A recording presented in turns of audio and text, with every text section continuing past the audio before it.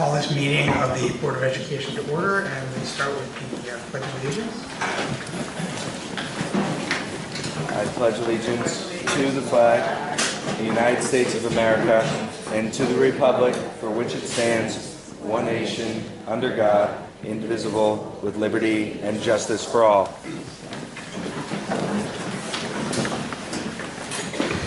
So the first order of business is approval of our meeting agenda. Moved by Ms. Dayton, second. Dr. Francis. Any conversation? No? All those in favor? 7-0. All right, so the next order of business is our consent agenda. Anybody want to make a motion? Ms. Dayton? I'm going to go for two, Dr. Francis. Dr. Francis will second. All of...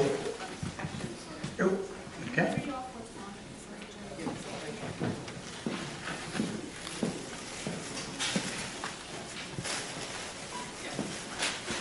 No problem. All right, so all those in favor of accepting the consent agenda?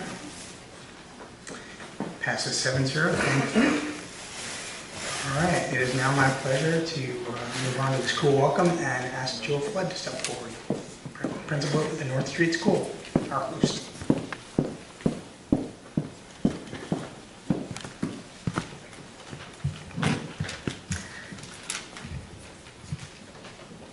Good evening, Chairman Bernstein, Superintendent of Schools, Dr. Gilday, members of the Board of Education, Cabinet, and guests.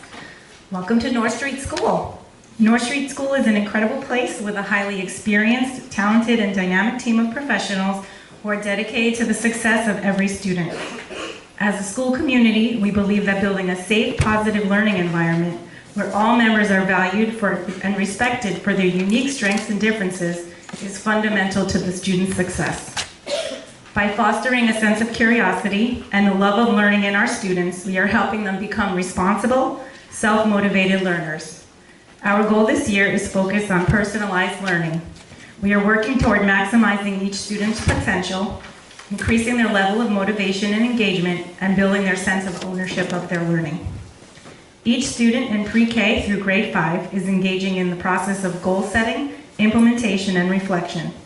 At the conclusion of each cycle, the students discuss their level of success in relation to the goal with their teacher and determine their next steps. Additionally, teachers are offering choice through a variety of strategies, including the use of daily menus, variations of the station rotation model, and instructional playlists. This allows the students to work on skills and strategies at their level of readiness in order to meet them where they are and move them forward.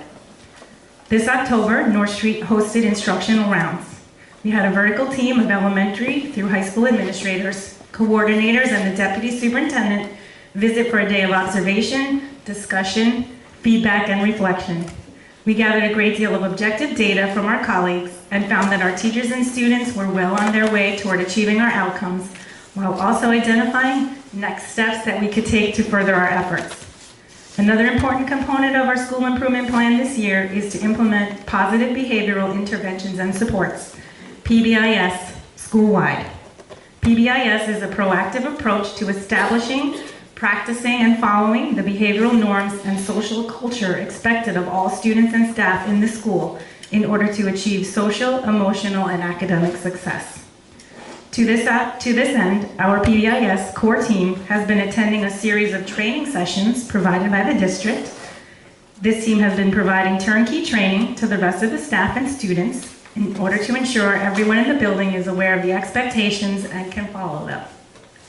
Currently, our students and staff are learning our new hallway and cafeteria expectations. All students and staff have attended training sessions in these settings. During the training, the expectations were explained in depth, and the students had the opportunity to practice them and ask clarifying questions. The goal with PBIS is to provide students with explicit information on what the expectations are, and then use a growth mindset to reinforce, correct, and shape the behavior until they are consistently meeting those expectations.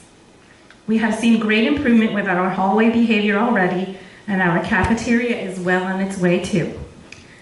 As part of our interpersonal goal of developing civic-minded and responsible citizens, Our students have initiated and run several very successful fundraisers and volunteer opportunities. Our school raised money and collected goods for victims of the hurricanes in Puerto Rico and Texas. We collected pajamas for needy children and teenagers, created cards for veterans, sent hundreds of pounds of candy overseas to our active duty armed services, and most recently held a holiday sing-along and visit to the Greenwich residents of the Greens. North Street School is working hard to ensure that our students find success with their academic, personal, and interpersonal goals so they are prepared for college and career. Thank you, happy holidays, and have a terrific evening.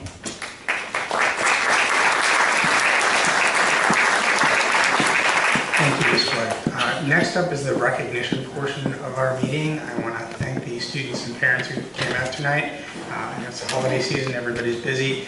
What we'll do is announce the recognitions, and once those are done, if you need to leave, especially the students who do actually have school tomorrow, let me remind you that, you can certainly leave. For those who wish to stay, you're more than welcome. It's a public meeting, and the first thing that happens after the recognitions is the student government folks give their comments if you want to stay and support your colleagues. Always nice.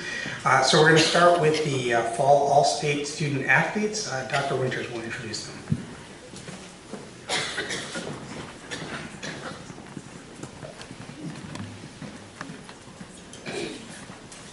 Good evening. It is an honor to recognize our Fall All-State athletes, and I will forewarn you that we do not only have female All-State athletes and a couple of males. We have the water polo team, which I believe does not recognize All-State. If they did, the entire team would be here, and the football team has not yet been announced. So we have a mostly female list here, but we're very proud of them. First, our swimmers.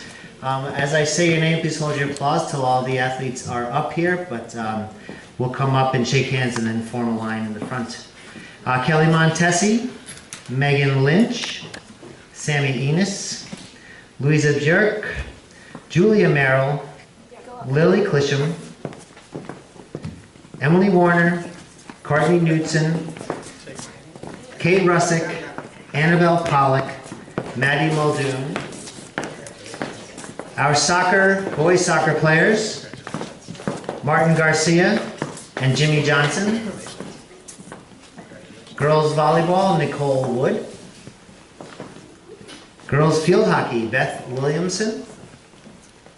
Cross country, Zoe Harris, Emily Philippides, Catherine Harper. Congratulations to all our Fall All-State athletes.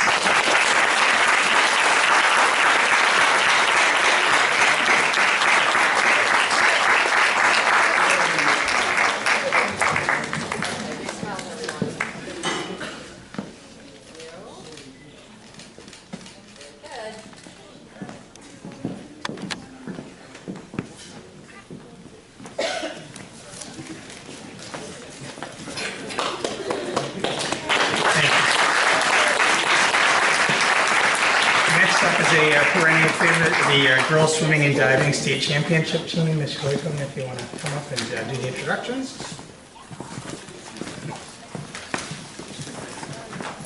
Every year. Well, so far. I'd like to begin by thanking the members of the Board of Education and Dr. Gilday for recognizing the accomplishments of our team here tonight. In addition, I'd like to congratulate all of the teams here that had amazing fall seasons as well. And I'd like to thank my assistant coaches, Julia Jones, who's here tonight, my unofficial assistant coach, Terry Lowe, who's not here tonight, and our diving coach, Sergei Mershevsky. As this was my fourth season with the girls varsity squad, I'm personally very sad to watch this group of seniors move on to college. However, they led our team to the best season we've had in 10 years. For the first time since 2008, this 2017 squad finished the season undefeated and were able to capture what we have locally dubbed the Triple Crown, winning the FCAC Championship, the Double L Championship, and the Open Championship, the latter of which this group has won for the last 3 years. This also marked a milestone for the program. This was the 20th state title for Greenwich Greenwich High School. So the first one was won in 1980 by Coach Mark Newcomb, who won many, many more. And then Coach Dick Hawks also won many state open titles. So this was the 20th for the town of Greenwich, which is pretty amazing. So wanted to make that note. Led by this outstanding senior group, it was truly a pleasure to watch this team grow to new heights, both as a team and individually. And this season, this team broke 8 school records and 3 state records. Megan Lynch, a freshman, broke 3 individual records and is an All-American. A senior, Kelly Montesi, also broke 3 individual records and also All-American and Swimmer of the Year. Kate Russick, 2 individual records, and Lily Clisham, an individual record as well. So a pretty phenomenal season as a whole, and I'm very proud to be announcing them to you now. So girls, I'm gonna have you come up, and we're missing quite a few people, so I will hand out those at the end, and if you guys could come up and make a line again, that would be fantastic. So thank you again for recognizing this outstanding group, and I'll start with June Akpada, Lisa Bierke, Allison Bria, Courtney Knudsen, Julia Merrill, Maddie Muldoon, Annabelle Pollock, and Lily Clisham. I did not cross out your name, I just didn't read it. Congratulations. Thanks. Thank you very much again for recognizing us tonight.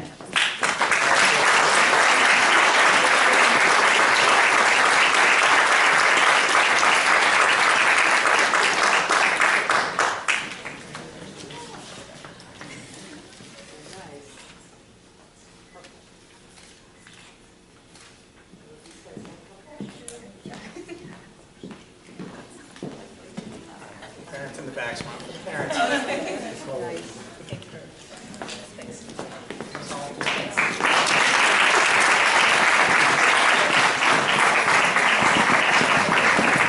right, for the last recognition, which is going to make me feel really short, the girls volleyball state championship team. Mr. Appel, if you want to come on up.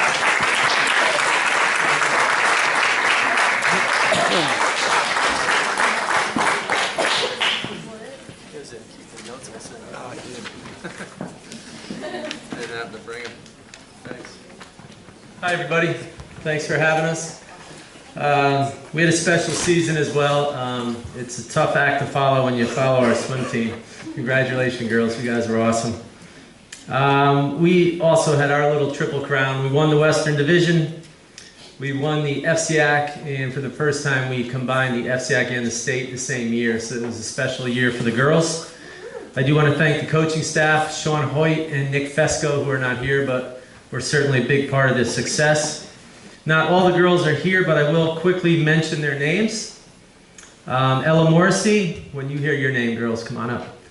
Bella Jaramillo, Erin O'Keefe, Mia Giselle Benuya, Gia Alfano, Lucia Pisciatano, Carolina Liu, Lily Salibi, Amelia Bartlett, Erica Hochschild, Adniris De Jesus, Tara Ford, Nicole Wood, and Maggie Egan.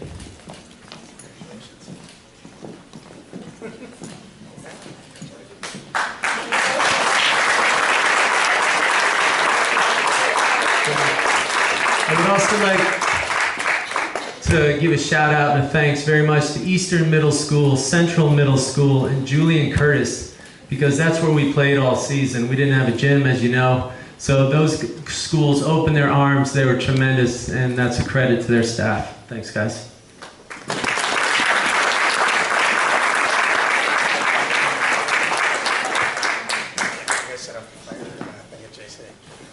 Kids loved it. Okay, ready?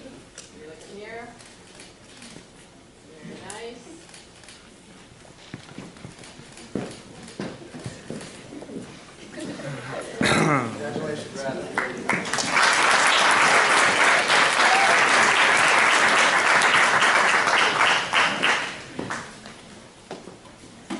right, so that concludes the recognitions portion. We understand if people need to go, that's okay.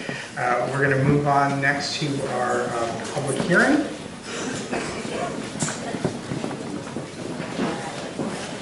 First up will be the Greenwich High School student government comments.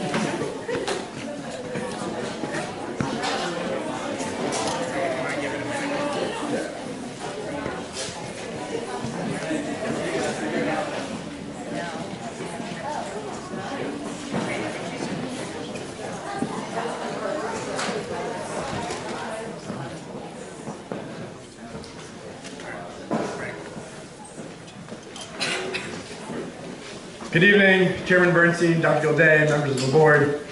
It's great to be back at my elementary school.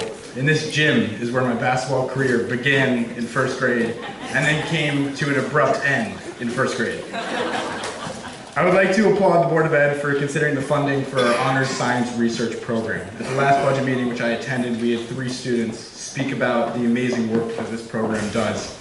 This funding is vital to their success, and we hope it goes through during your final process. At the last November meeting, I had highlighted the importance of finding a solution to the lighting problem. When speaking about it at our last Student Government Executive Committee meeting, we came to the conclusion that instead of waiting on the neighbors and the Board of Education, we can offer something to the debate, our voice. That's why I'm excited to say in the next few weeks, Student Government's XCOM will be releasing our letter to the community. Our goal with this letter is to put forth the comments of current GHS students and to advocate for mutually agreed upon common sense solutions. We don't want to point fingers, but to simply open up dialogue and ask for compromise in our town. While we understand litigation has been initiated, the focus of compromise, we believe, will offer a cooperative and timely solution. It is important that the community understands the perspective of people that this is actually affecting, the students. The letter will be accessible from local media outlets as well as the student government page on the Greenwich High School website. On that note, on behalf of student government, I would like to wish everybody a happy and healthy holiday. Thank you.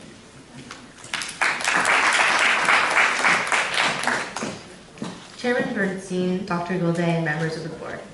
To start off, I'll address the accomplishments and events of Greenwich High School in the past month.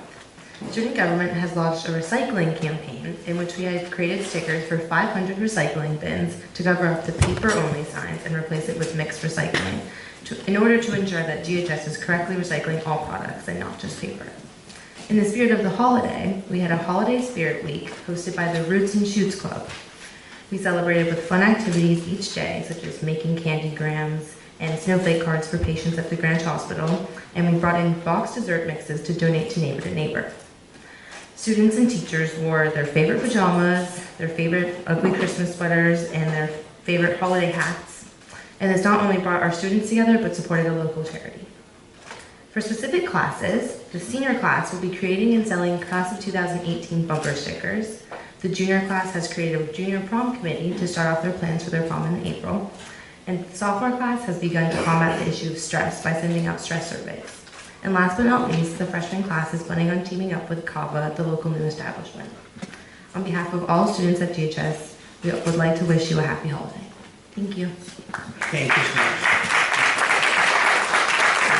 Next up, Carol Sutton from the GEA.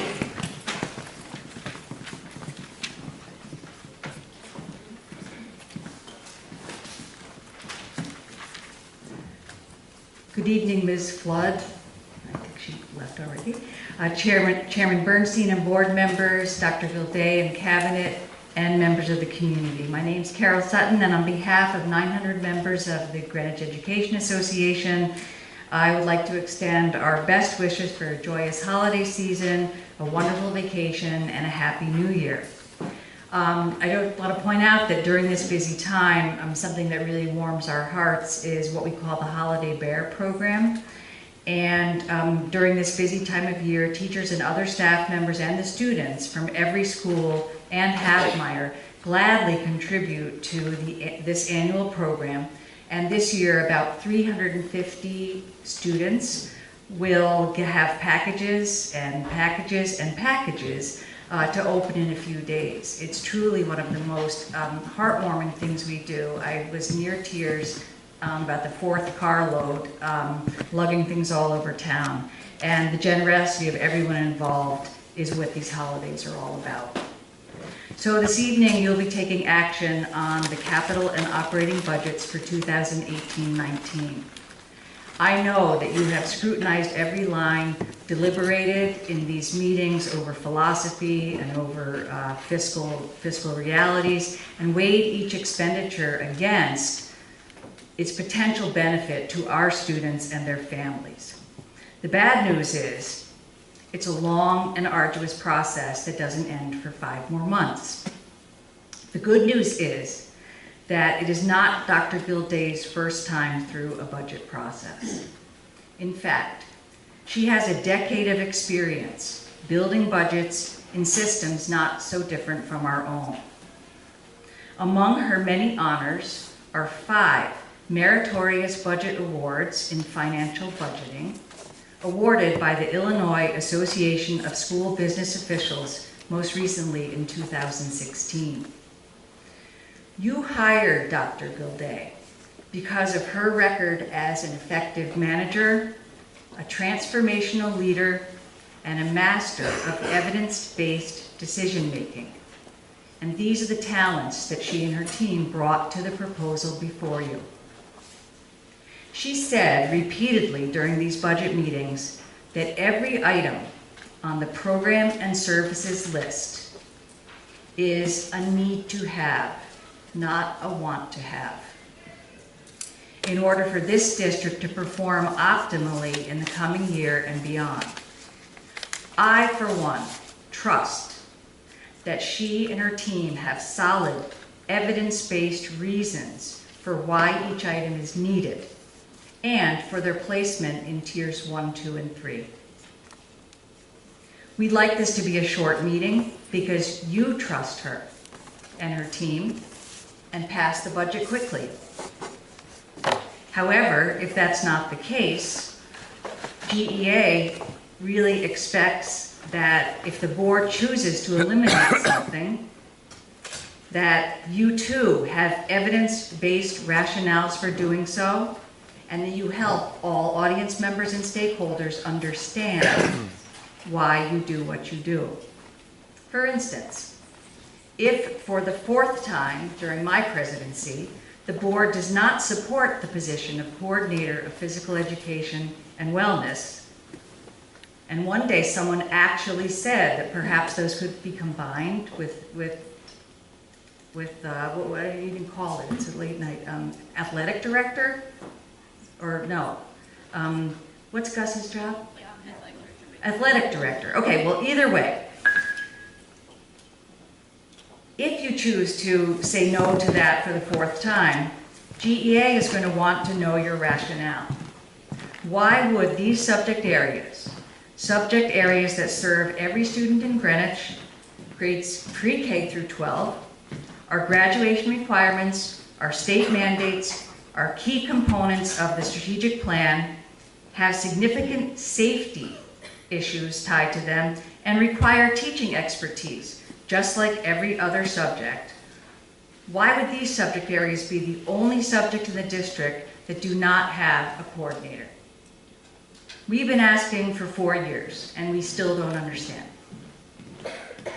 Or, if the board decides that the district can do without a coordinator for ELL or AVID, even though the superintendent has determined that having one will give the students and teachers in these programs optimal conditions for success, all stakeholders would like to know why. Take AVID.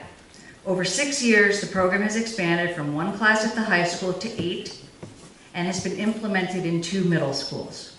Our English language learners and AVID students are thriving in these programs. And the superintendent has determined that coordinator role needs to expand too. If the board disagrees, we'll want to understand why those learners who enter school at a disadvantage and emerge from these programs fluent, confident, and prepared to succeed in college do not need to work under optimum conditions. Or, if the board decides not to support the assistant dean position at Greenwich High School, even though Dr. Winters, Dr. Termini, Dr. Gilday, and others have provided, and they have a plethora of evidence that these positions have already saved lives. The stakeholders at Greenwich High School deserve to know why. Educationally why, not just fiscally why, those positions can't be in the budget. And finally, just one more example, because I could go on, but I'm not going to take much more time. But finally, we all know that schools can't do it alone. Students are more likely to succeed if their parents are involved in their education and invested in their education. And sometimes that's just very difficult to do. The superintendent has determined that a family and community engagement specialist would greatly help to bridge the school-home divide. So if that item is excised, we'd like to hear the rationale. And you'll notice that most of the examples I gave have to do with people, because education is a people profession, it's a people endeavor. Enough said on that. So to conclude, I don't envy the job you have, but this evening you will vote up or down on the budget. GEA implores you, we beg you, to trust the superintendent and to pass her budget. And finally, if my surgeon tells me that for the best end result, I need X, Y, and Z, would I say, no, I'm going to leave out Z? Would I expect the best result? Would I get the best result? So thank you, good luck, and happy holidays. Thank you. The next speaker is Karen Hirsch on behalf of the PTA Council.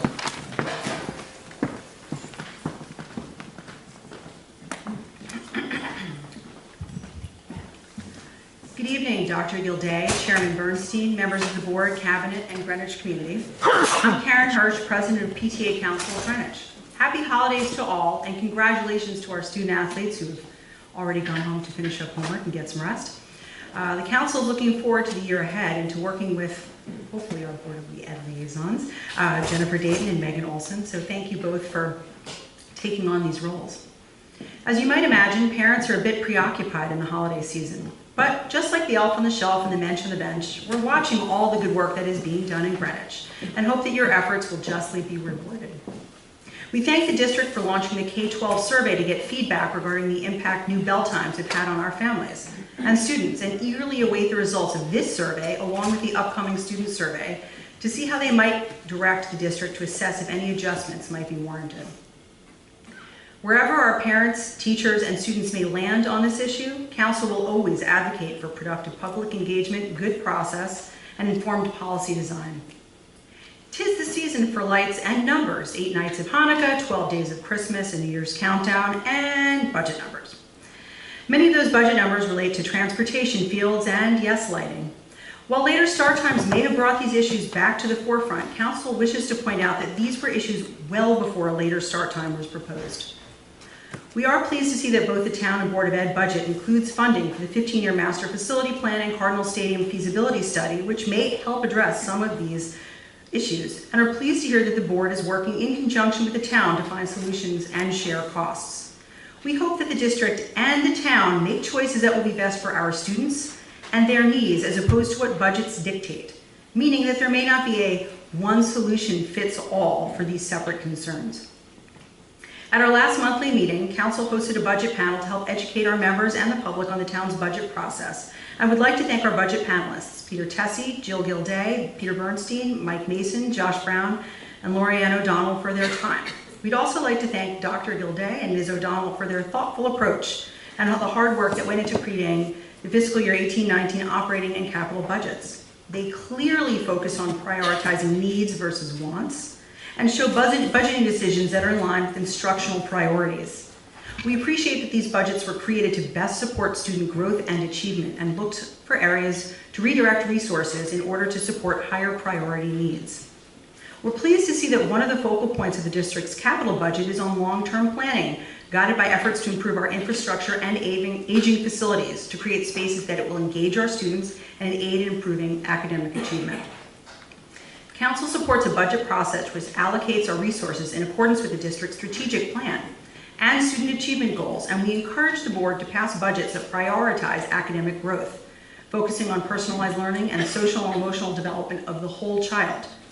We're pleased to see that funding is recommended for family and community engagement specialists, as well as PE wellness, ESL, and AVID coordinators, and appreciate the addition of 2 operations positions as they show a positive direction for our district and point to a renewed focus on proactive planning in support of the master facilities plan. That being said, our focus is not always what's in the budget, but what's missing. We'd like to see more support given to the health and wellness of the whole child, as it's one of the main tenets of the strategic plan has yet to truly be explored. As such, we are disappointed to see that the GHS assistant dean positions have not been added into the budget and have moved down to a tier 2 priority. These positions are vitally important to some of our most vulnerable students. We're also disappointed to see that funding for digital tools and resources to support personalized learning in mathematics has been lowered on the priority list, as this is another piece of our strategic plan that needs some support. Lastly, one item that we have not seen on any priority list is a small allocation of scholarship funds for the 8th grade Washington, D.C. trip.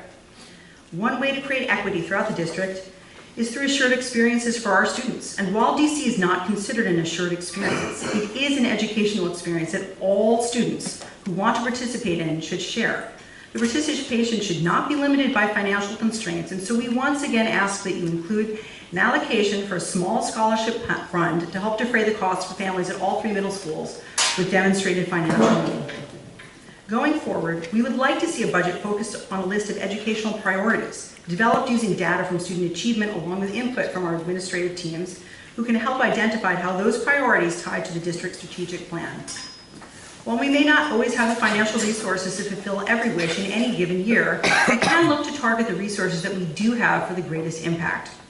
That said, we often get so focused on the return on investment that we lose sight of the bigger picture.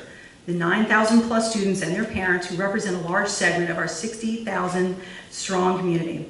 Investing in our schools and our students serves to benefit the town as a whole. If we want our schools to serve us well, we need to serve our schools. And again, we'd like to thank Dr. Gilday and Ms. O'Donnell for presenting budgets that show that the district is truly making conscious decisions about where our dollars are best spent and placing the student's achievement at the center. And on that parting note, we look forward to a productive and collaborative new year. I would like to wish everyone a happy and healthy holiday season and a good Festivus for the rest of us. Thank you. All right, next up is community comments. We have 8 speakers signed up. The first is Susan Foster, followed by Ann Fetch. And you'll have 3 minutes.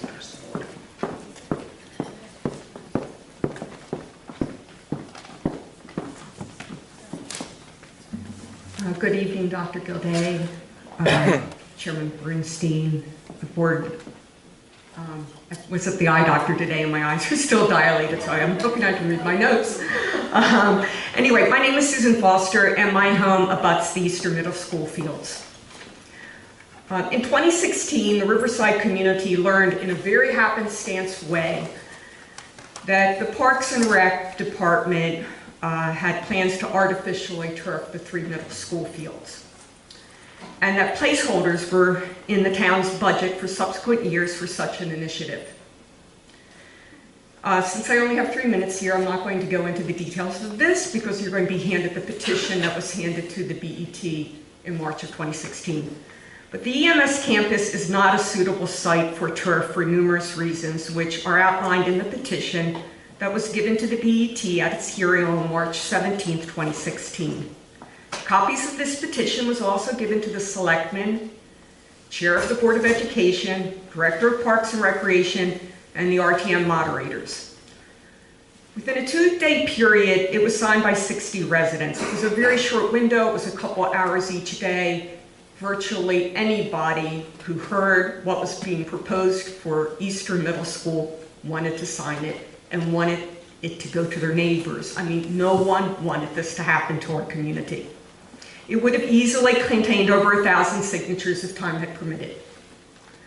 At the hearing, we were told that since the Riverside community was so adamantly opposed to artificial turf, the site would be taken out of consideration.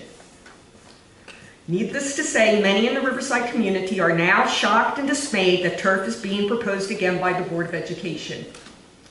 A new petition is circulating. I'm assuming the new board members and the new superintendent may have never been given the 2016 petition and should have the opportunity to review it so that evidence-based decision-making can be utilized, and hopefully then the removal of EMS as a site for artificial turf. And I thank you for your time tonight, and I wish you all a very happy new year. Thank you. Next up is Anna Fetch, followed by Katie Nagaki. Hi, my name is Ann Fetch, and I'm one of the PTA co-presidents for Greenwich High School. My co-president, Maria Merrill, could not be here tonight, but we'd like to wish you all happy holidays and thank you all for what you do for our children. Of course, I would also like to comment on the budget. We are happy to see the renovations for the girls' and boys' locker room are in the capital budget.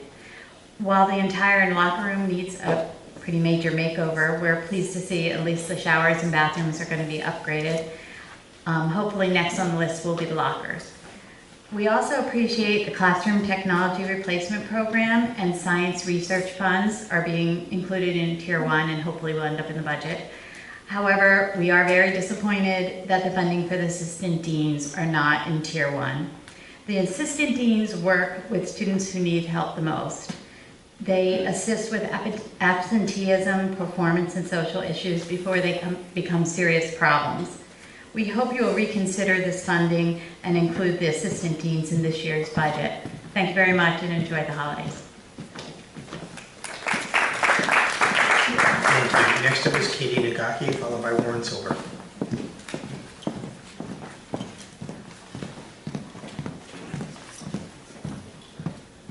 Good evening, everyone.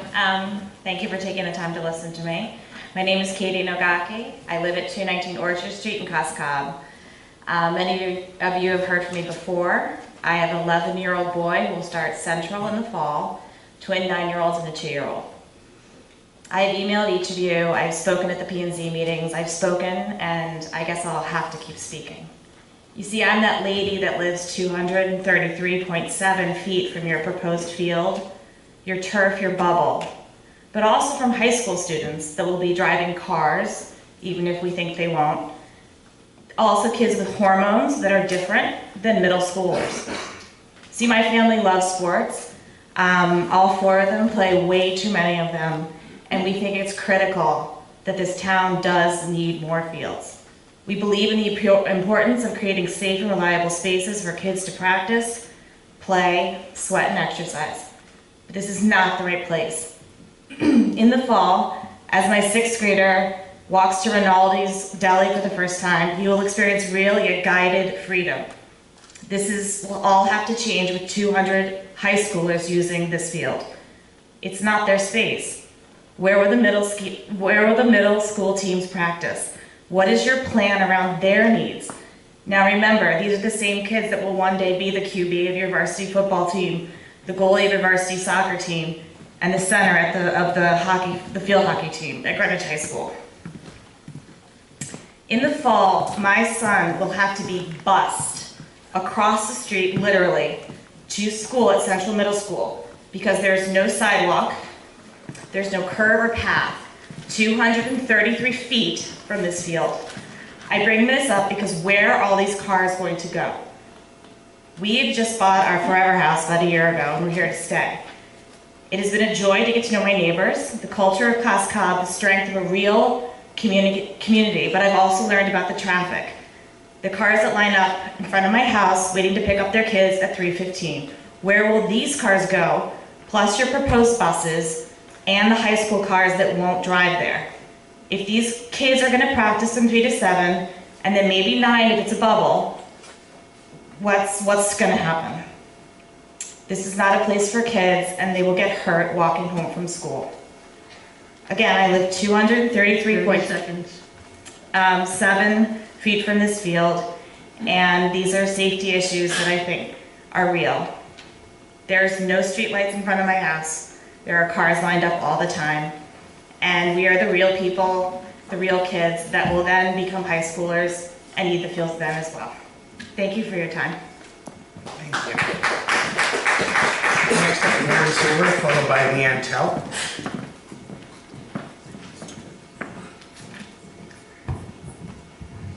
Good evening, ladies and gentlemen. My name is Warren Silver, and I'm here tonight on behalf of residents of Indian Rock Lane and Ponderosa Drive, speaking against the building of the turf field and the lighting in Central Middle School. As a resident and taxpayer of Greenwich and a neighbour of Central Middle School, we are deeply concerned with the Board of Education's desire to build a sporting complex at Central Middle School, to the detriment of our neighbourhood and the residents' quality of life. We are particularly concerned about the project's unintended consequences, which have been ignored. What is the rush? The Board of Education rushed into implementing late start times with no consideration to traffic flows, impact on neighbourhoods, as well as sports curricula. On the back of that, they're rushing to putting in temporary lighting at Central Middle School for essentially 3 weeks' worth of activities, and fortunately enough, the P&Z was level-headed and they didn't let that happen. Again, my sense is that we're rushing into building a sporting complex at Central Middle School just because Western Middle School remediation is taking longer than expected. From what I understand, Parks and Recreation, along with certain board members, would rather have this done first at Western Middle School. However, because the remediation is taking much longer, again, they are they're rushing to do this at Central Middle School. And really, the back of this rush, on the heels of basically implementing late start times, not only are we creating more unintended consequences, we're creating new consequences and new issues for neighborhoods and the quality of life. I've heard the expression many times, measure twice, cut once. We urge the Board of Education to stop the process and wait for the remediation to be completed at Central Middle School, and then undertake a comprehensive plan which takes into consideration disruptions, traffic issues, and quality of life of residents who are going to be impacted.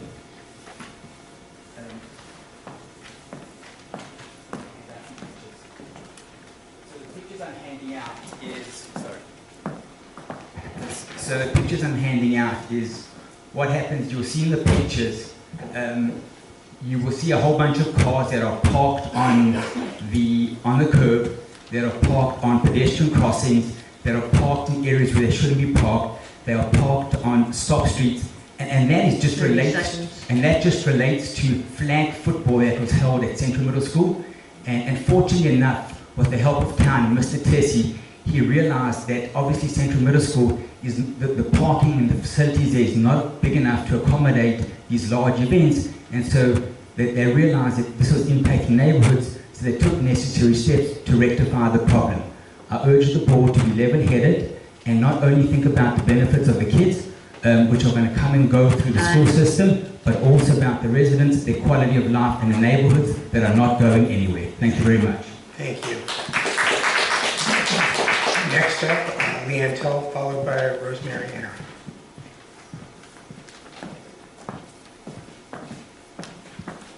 Hi, my name is Leanne Tell. I live at 1 Coach Lamp Lane, which sits directly behind Central Middle School in the fields. We were very excited when we bought our house 4.5 years ago because we were able to be close, somewhat close to town and close to a middle school, which my daughter just started this year. She's very excited to be there. It's a wonderful school. There's a little path that she can cross to go through the fields every day to get to and from school. But my heart skips a beat every day as I watch her cross the street with cars driving 40, 50 miles an hour. So the traffic alone is horrendous already, but there's not much you can do about that, but you could not turf and bring high school students in, which would make the traffic much worse. Second, my daughter was very excited to make the field hockey team at Central Middle School. And I have a very big concern for when the high school kids could possibly come over, where is she and the other teams going to play? Or are they going to all play together, which would be disastrous? As most of you know, middle school is not a very good time of year for most kids. They have lots of things going on, and to add in the high school kids would just be a disaster. So between the traffic, between bringing high school kids over and having them drive, I really implore you to reconsider adding $5 million into the budget to turf the middle school fields. We want our kids to play in middle school. I want them to get the experience so that when they get to the high school, they can play high school athletics. They should not be mixed. And I understand there's a lot of issues on your plate with trying to get the high school fields opened up, but other things have to be looked at other than the middle school. Thank you very much. Followed by Wheatley Dunham.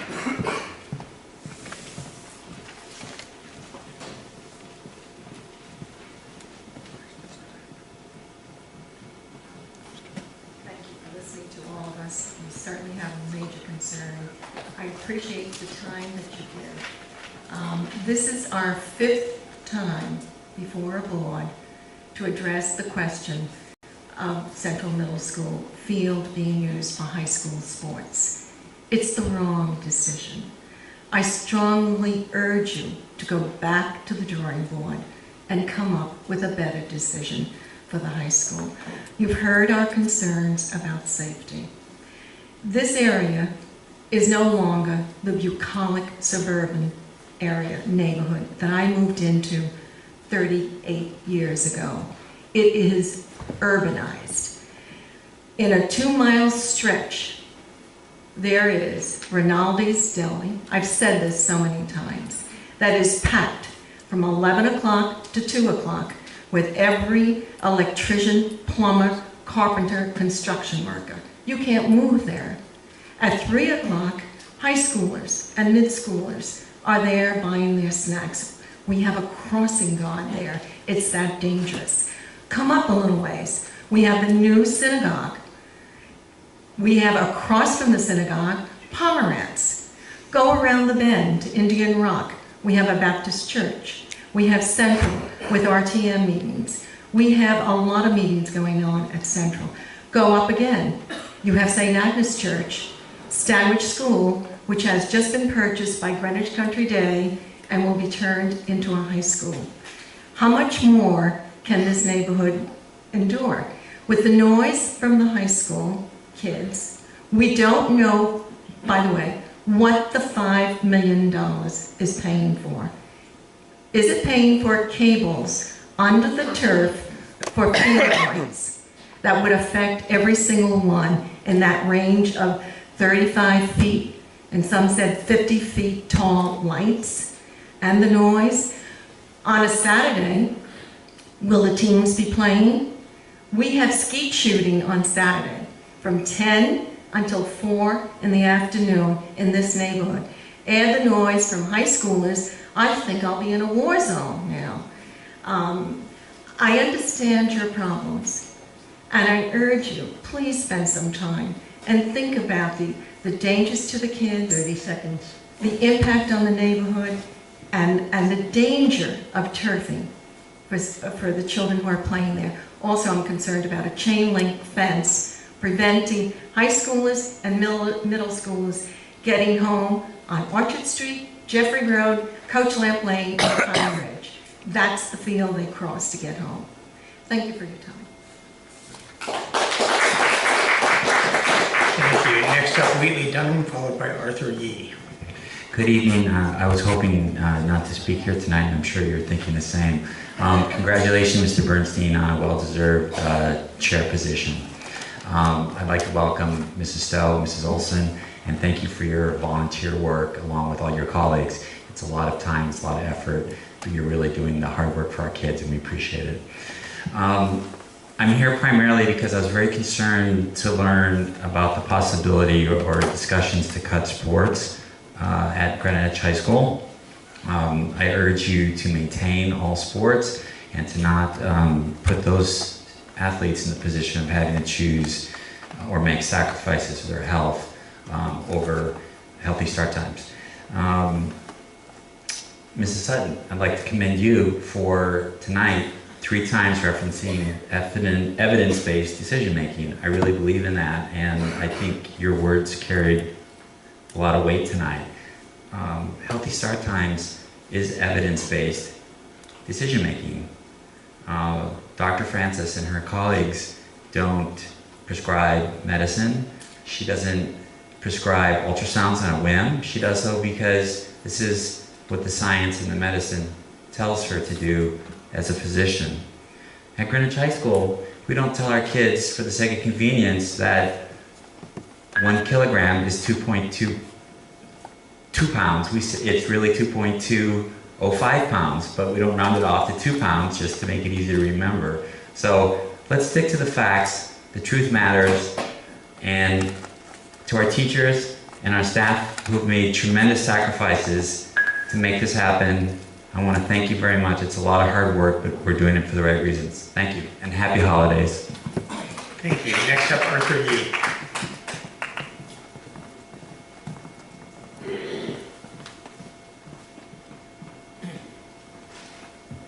Good evening. My name is Arthur Yee. I've been a resident in this area for the past 30 years. 10 years initially at 311 Orr Street, and the past 20 years at 20 Coachland Lane. I want to give you a perspective that I think very few people in this room may have, and that is I graduated from Central Middle School in 1971. I also graduated from Greenwich High School in 1974. And I can tell you back then, the traffic was congested back then, but now, 46 years later, it's even more congested. Now, why is that? Part of it is because I think instead of families having 1 or 2 cars in the household, now it's not uncommon to see 4 or 5 car families in the household. As a student at Greenwich High School, when I turned 16, I immediately wanted to drive. And back in 1974, or 73 when I was a junior, we had to apply for parking spots there because everybody wanted to drive there. So to think that busing all these athletes from Greenwich High School at the end of school to Central Middle School, I think is an illusion. I think with social media now, which keeps people busy and how delayed they are, to have the bus wait for 155, 200 athletes to show up and wait for the bus to go is not going to happen. I also think that area is very dangerous besides being congested. I have 2 twin girls now who actually I drive to school, even though I only live probably about 270 feet from Central Middle School. My daughter graduated from Greenwich High School in 2009 and Central Middle School in 2006. I drove her every day because I knew that going around Central Middle School, walking toward that way, she could even walk past Central Middle School to get to Greenwich High School. So I do think that area is very congested. I would ask each member of Board of Education to do their due diligence and come to Central Middle School during the rush hour when kids are dropped off and also picked up. I think you owe it to the town, you owe it to the community, you owe it to our neighborhood, and you owe it to yourselves as being responsible public citizens and servants. I also would ask you to come by when Central Middle School has a lot of their events, and they're busy, and watch as the cars go by.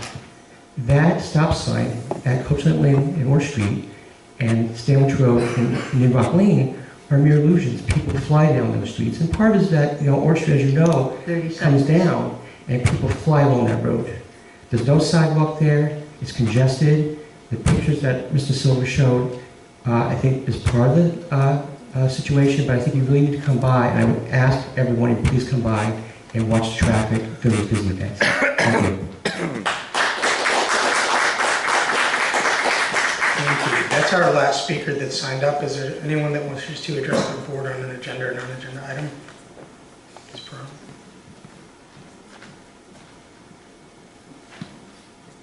Good evening. Don't start that timer yet, Barb. Lillian Perone, Program Associate, Greenwich High School, Physical Education and Wellness, Lead Teacher, District K-12, Physical Education and Wellness. I can't convince you in 3 minutes but the coordinator, but I am going to talk about something else, an article that I thought is very relevant and evidence-based. value our department and hopefully get a coordinator. Greenwich Public School Health and Physical Education teachers provide students with engaging and relevant learning experiences on a daily basis. The department firmly believes that each child's well-being is a top priority during their time in the Greenwich Public Schools. Students will develop a skill set that will make them more knowledgeable about healthy living lifestyles, various activities, games, lessons over their lifetime. The games and lessons have changed, but the message is still the same. Take care of yourself and take care of others. Sounds familiar? Each and every day, students are engaged in life lessons, cardiovascular exercise, and games that promote sportsmanship. Learners are exposed to a wide variety of meaningful learning experiences that promote a healthy way of life and focus on 21st century skills and learning. 21st century skills. What do these have to do with the discipline of health and physical education, you're probably asking? Empathize, understand feelings of others, collaborate, work with your partners, small groups, turn and talk, take risks, learn new skills, how it directly impacts their health in a positive way, creative thinking. And the conventional wisdom about 21st century skills holds that students need to master the STEM subjects, science, technology, engineering, and math, and learn to code as well, because that's where the jobs are. Turns out that's a gross simplification of what students need to know and be able to do. To do some proof, I read this article, and it comes from Google. Hard to believe, right? This is what Google learned about its employees and what it means for students across the country. 2 studies. Surprisingly, the study contradicts. This research comes from a company most identified with the STEM approach, Google. Google decided to test this approach. What they learned shocked them and will shock you. Of Google's top employees, STEM expertise came in dead last. The 7 top characteristics of Google's are soft skills, not the hard skills. Being a good coach, communicating and listening well, possessing insight in others, including others of different values, 30 seconds. Having empathy towards and being supportive of one's colleagues, being a good critical thinker, problem solving, being able to make connections across ideas. Oh no. Those traits sound like what's going on in our physical education classes in the district. Released by Google just this past spring, further supports the importance of soft skills even in the high-tech environments. Google takes pride in its A team, assembles with top scientists, each with the most specialized knowledge and able to throw down one cutting-edge idea after another. Its data revealed, however, that the company's most important and productive new ideas come from the B teams, not the A teams. Time. Comprised of employees who don't have to be the smartest people Thank you, in the Ms. room. Brown. If you'd like, Right? you can email the board. Greenwich Public Schools need it, our students need it, the world needs it. Thank you. Thank you. Anyone else want to address the board?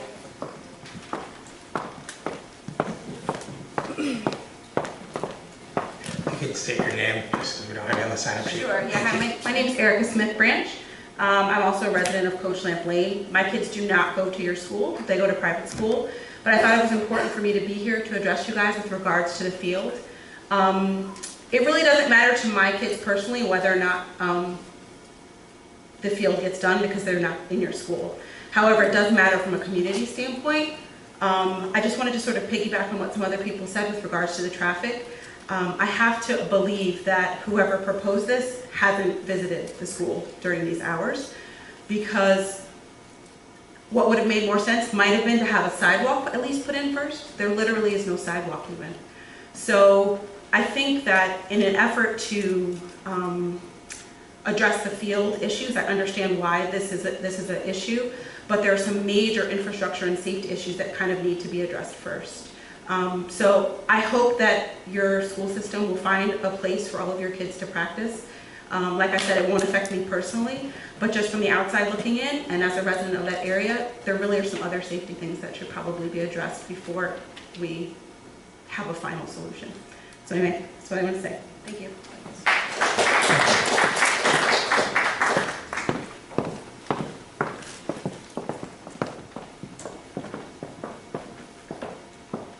Hello everyone, happy holidays. I'm another one of those parents that you probably don't want to see up here anymore. I have State your name. Amy Bedini. I have a senior at Greenwich High School. She's my youngest, and people ask me why you're still fighting this fight. Part of it, school start time by the way, for those who don't know me. Part of it is that I live in this community and I care about this community.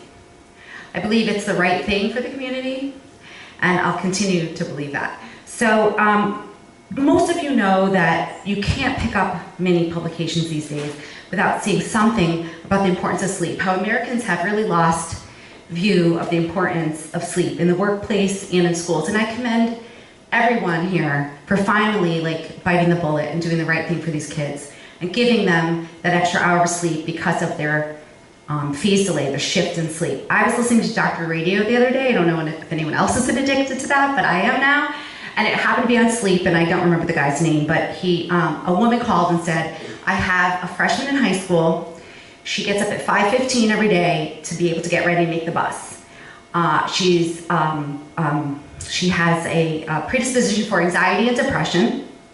What can I do to help her through this? And he basically said, the thing that you can do is to lobby your school board to align their start times with adolescent biology. We've done this here in Greenwich, and for us to sort of turn around that ship would be embarrassing for me as a community, as a member of this community, and others in our area who are looking to us as leaders. So I know there's been some discussion about making a compromise, an 8 o'clock start time. Again, you've all heard this. Do we take half a vaccine? Do we wear our seatbelt half the time? No, we do not do that because that's not effective. The other thing that I just found here, as far as the parents of athletes who have been the most verbal on this, is sleep might be the next performance enhancer. It's kind of interesting, right?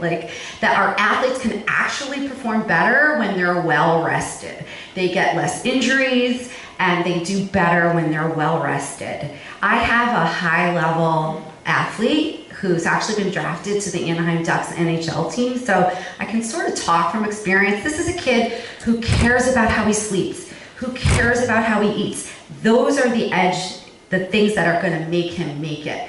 So, I mean, I know that everybody wants their kid to be the next best thing, but there are certain things that we can do as a community that will help all the kids of the community. And I just hope that we can take pride in the fact that we've done the right thing, and we have to do the right thing for all of our students. Thank you very much. Thank you. Is there anyone else who would like to address the board? With that, we're going to close the public hearing portion of our meeting and move on to monthly reports. First up, superintendent's report. You're going to time me, Barb?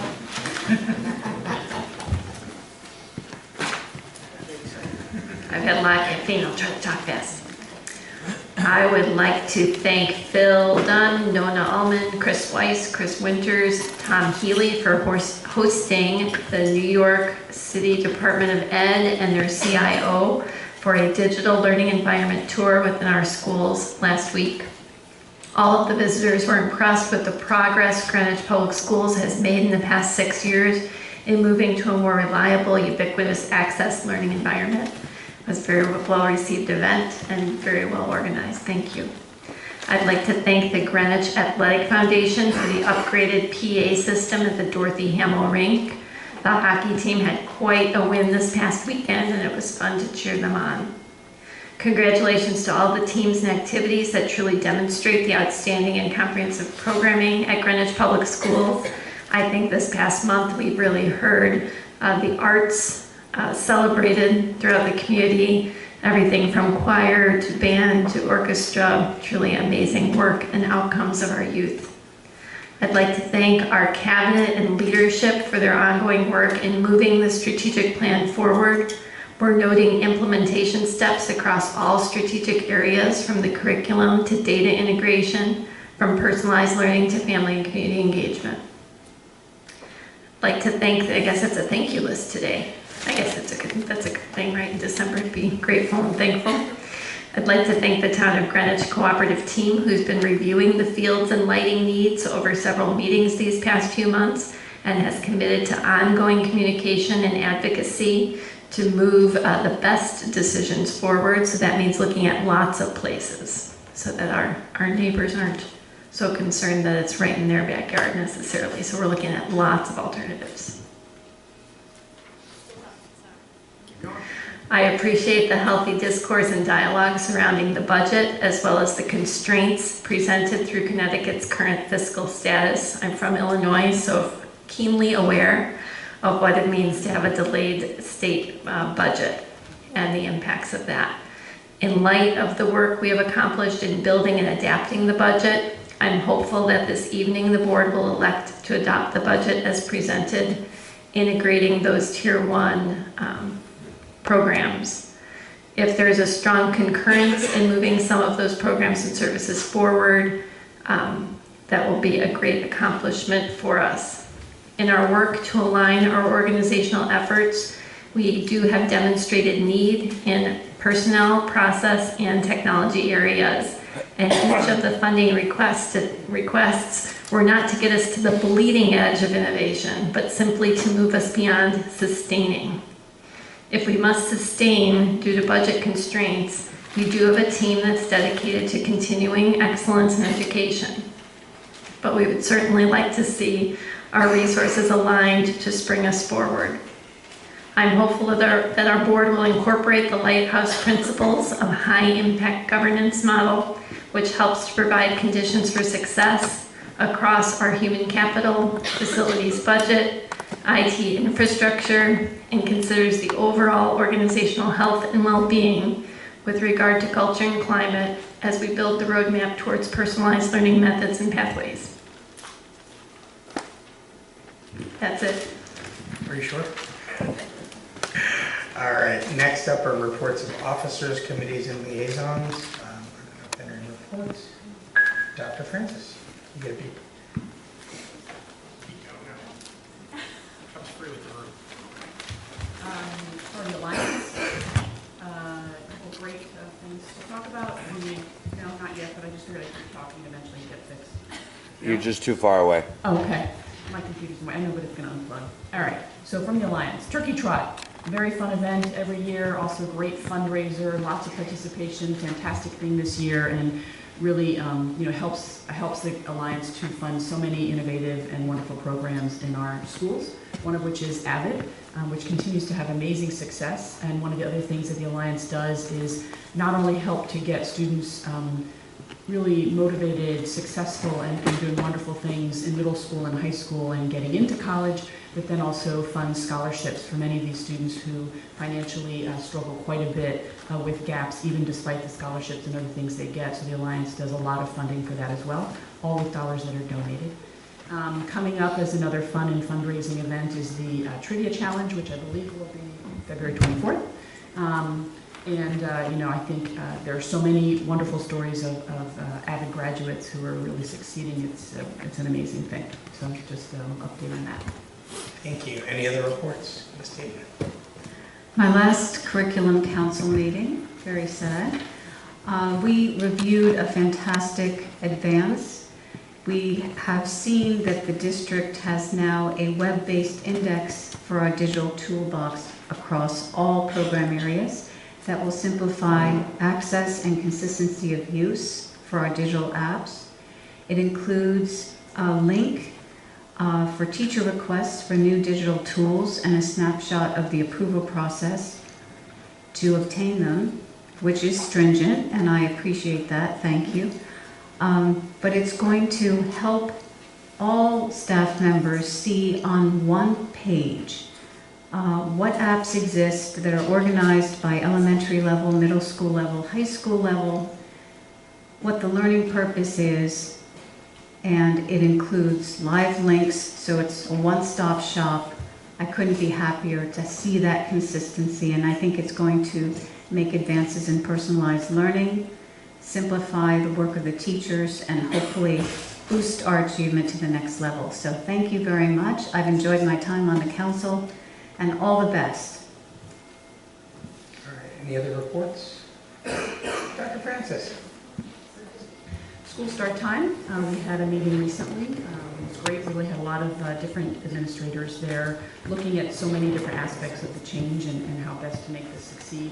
Looking at the successes, the challenges that are ongoing, of course, and I think all really working together to look towards solutions. So I think that's been great. We've got a bunch of data that's going to be coming in terms of various surveys that have been collected, and I think the data is being processed, and surveys that are upcoming. So I think everyone should be aware of the many different aspects that are being looked at, researched, the many different solutions that are being considered. There are some that are coming up now visibly, but others that are still in the works, and I think it's great that we're now working in conjunction with the town. I think really pulling together for the first time, I think hopefully very successfully we will be, in looking at our fields across the town and looking at those needs in a very big, broad way, pulling together both things that the town has thought about for a long time as well as new issues that have come up. But it was successful and good. Thank you. Anybody else? All right, with that, we'll close out monthly reports and move on to action items. The first action item is the Board of Ed Committee and Liaison Assignments. So this is actually my item. I've got three motions, basically in order. One is to discharge some of the ad hoc committees that have been formed that are still out there. One is to establish an ad hoc committee on budget finance, and then the third is to actually direct PGC to take up a review of our policy related to committees as part of the work that they're doing. So I'm going to go ahead and make the first motion, and then we can discuss it. So I move to discharge the school start time, strategic plan leadership committee, long range facilities plan, and FY 18-19 budget preparation, and summer school ad hoc committees. Can I get a second? Ms. Dayton, any discussion? Dr. Francis. So I think what I'd like to say, and I hope I'm representing the general feeling of the board, is that by discharging some of these ad hoc committees, it does not mean that we don't think these are critically important issues. In fact, my understanding is that what we feel is these are whole board issues that really should be addressed in that way. We were talking a lot about relooking at how we're organizing our meetings in general, and I would ask that we really think hard about a school start time / athletic / field meeting, where we talk a lot about our priorities. One of the things I didn't mention at the last start time committee meeting was the request for us as a board to think about the priorities of the various factors, criteria, issues that are coming up, and how do we prioritize that to come up with our solutions. And I don't think we've ever really done that. And I think one of the things that I had said to Dr. Gilday when she first came here is, was struggling a little with the fact that I don't feel like we have a lot of full board conversations. And I would like to see us having full board conversations about the start time and related issues. I'd like to see us having full board conversations about the strategic plan and how we want to prioritize those issues. And I'd really like to see us, along with the Lighthouse work that we're talking about for the spring, find meetings that would be appropriate for us to have a big chunk of time to talk about these really important issues and prioritize how we're looking at our agendas to allow us to really have those real deep conversations. So I'm going to support the switch in terms of the ad hoc committee for school start time, which obviously is near and dear to my heart, not because I think in any way it's no longer needed or important, but because I think this becomes really more of a whole board issue. And one of the things I had thought about was whether we needed a liaison position or a rep or a thing or something else, and that's something we can always consider in the future. But I do think it would be critically important for us to continue to get really regular updates on this issue, and for us to take some time to really have some good public, I think, all 8 of us conversations about where we feel this needs to go. The comments, Mr. Sheriff. The summer school committee, we completed our work, but we haven't reported out. It keeps moving across the agenda at the request of the, in coordination with the superintendent. It was agreed that that group would report out at the same time the monitoring report for summer school was presented. As you'll remember, in our original plan, that was supposed to be presented back in October or November, but it kept getting deferred. It was supposed to be in December. It got deferred again. I don't know when it's scheduled.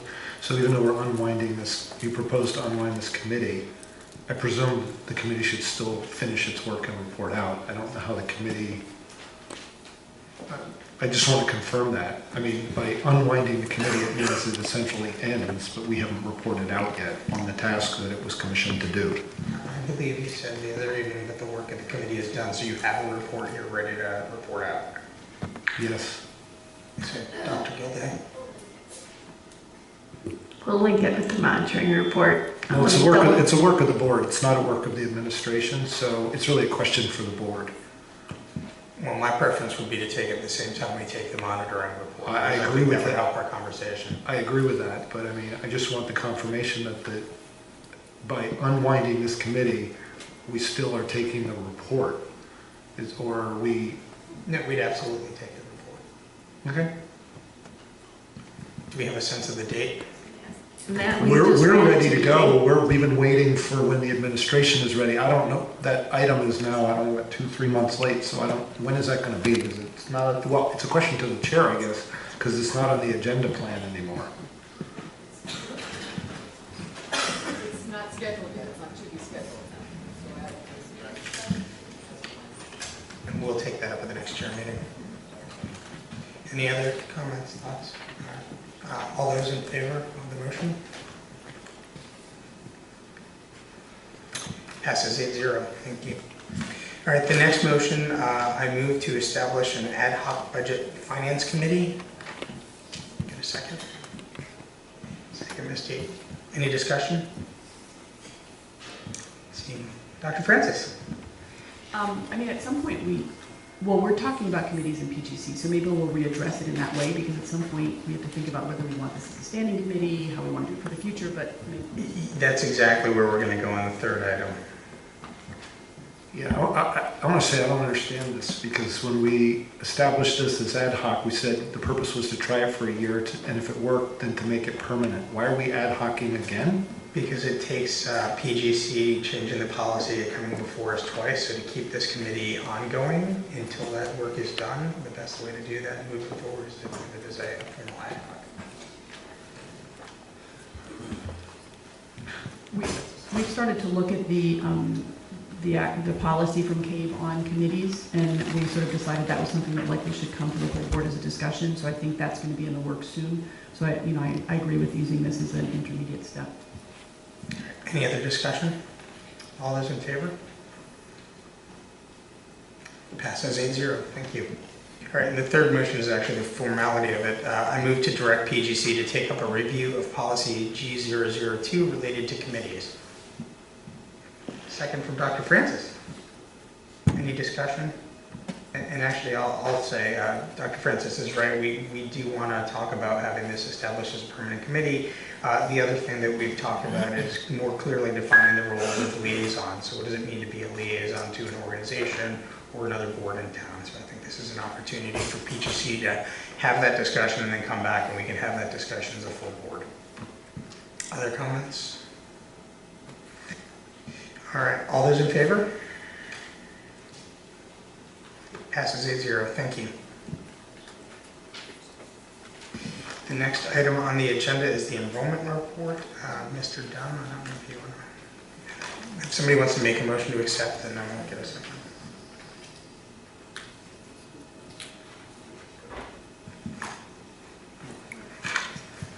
Anybody want to put the enrollment report on the table by making a motion? Ms. Deb? Is there a second? Ms. Wilson? Mr. Dunn, I don't know if you want to say anything about the enrollment report. Any discussion from the board? Dr. Francis? I'm sorry, I'm using more than my share of time tonight. I tried to look through here because I feel like we had kind of a big discussion previously, and I know Laura Erickson, who's no longer with us, was big on this, and I kept trying to see if I could find redlining or find some difference, because I think there was sort of strong feeling that while these numbers might represent a mathematically accurate prediction based on a statistician's view of what's going on, that there might be other factors or reason to suggest that there might be other ways to look at the numbers, and not that this was written in hard in stone. And I think there was even suggestion that this was not really meant to be used to look at individual schools. This was sort of a more general long-term perspective, and maybe I missed it, but I didn't see on a quick scan where those changes were. Oh, so we've added some caveats, and if you look at the cover page in the last paragraph, it reflects language that says, for example, The demographic analysis uses standard methodologies of birth rates and cohort survival rates, as well as an assumption of new housing units. Dr. Griff's analysis conforms with industry practice. However, there are circumstances unique to Greenwich which will need to be monitored. These circumstances include the considerable number of housing developments in the planning stage, as well as the effect of the magnet school program, etc. All right, anybody else? Any other discussion? All right, all those in favor of accepting the enrollment report? All right. Passes 8-0. All right, the next item is E040 2019-20 school calendar revision correction. Dr. Gilday. We were so quick in getting that calendar approved. It was when Linda was out. This proves Linda can never be gone. All it is it's a correction to the date of observance for Yom Kippur on October 9th, and that schools be closed on October 14th for Columbus Day. Staff will attend professional development activity on that day. All right, can we get a motion to accept the calendar revision? Ms. O'Neill, second. Ms. Wilson. Any discussion? Okay, you feel like you have to do it. I was just curious, and I guess it's not like, stake in this, whatever, but I thought there was a discussion about having an early release on Passover.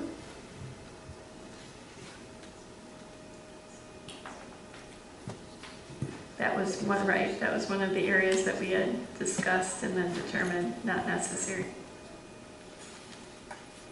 All right, so all those in favor of accepting the school calendar revision? 8-0, thank you. The next item is G004. It's the policy on graduation requirements. Ms. O'Neill. So we discussed this at the last meeting, and after discussion we came to new wording, and I apologize for the various wordings that I sent you today. So this is, I sent it to you probably right before the meeting, the very last wording, so it's part of it's the 5th paragraph down, but so this is where the wording fits in. So it says, no later than December of a graduating class's junior year, and in alignment with the BOE approval of the GHS course of study guide, the housemaster shall, through the superintendent, annually submit to the Board of Education for approval his or her detailed requirements and standards for graduation in accordance with the goals of our schools as adopted by the Board of Education. So that first sentence has been changed to make it very clear that graduation requirements are approved by the board, and that those changes would take place no later than the graduating class's junior year.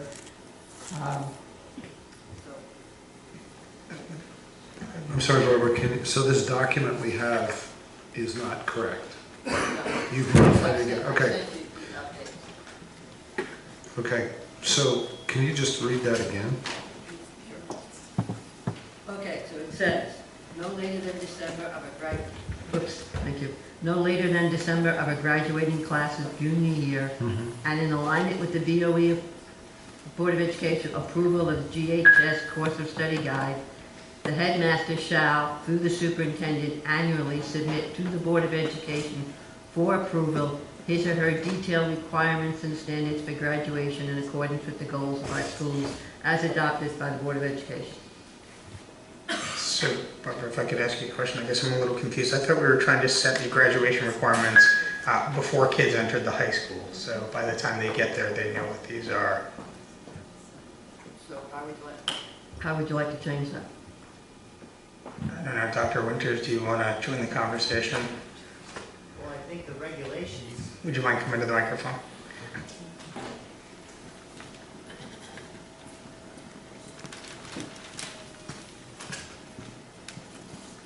If I understand the approach that we're taking by accepting the K policy, the policy remains the same year in, year out, but the regulations are subject to change based on changes in state requirements and various options. So the idea was to ensure that the regulations would changed at least no later than the middle of the year of a kid's junior year, so that when they came in as seniors, they would know exactly how that had changed.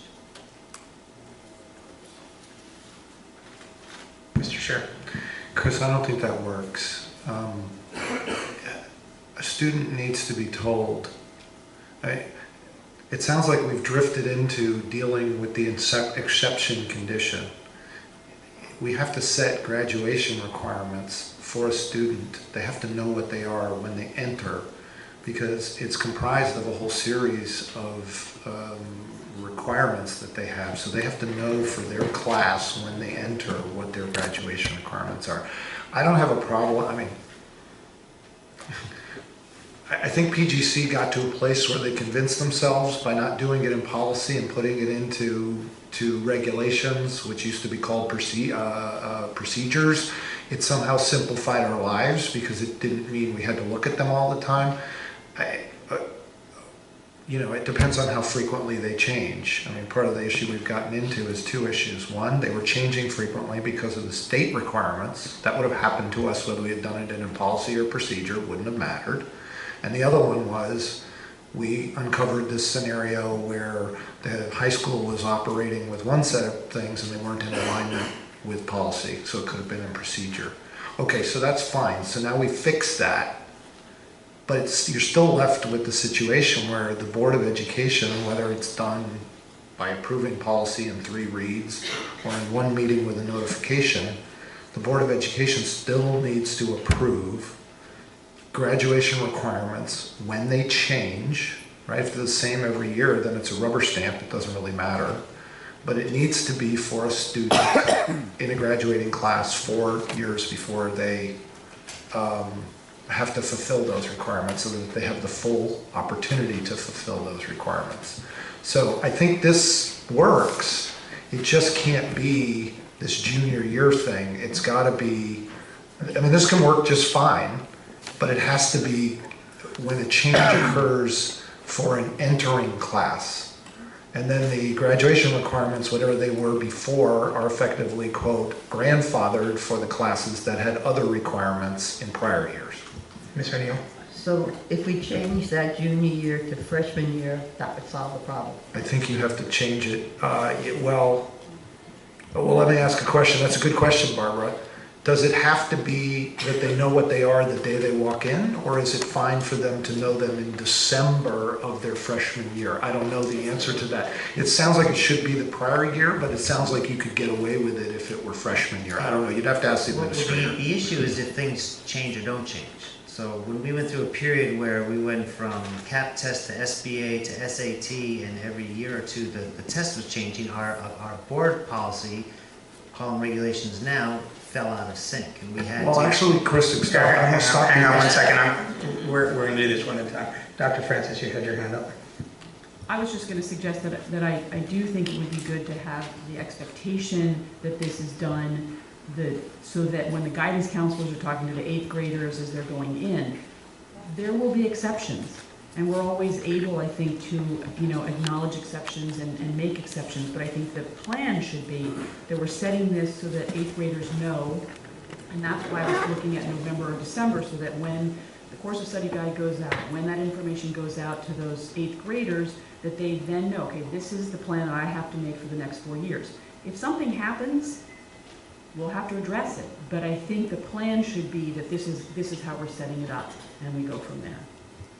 Mr. Scher.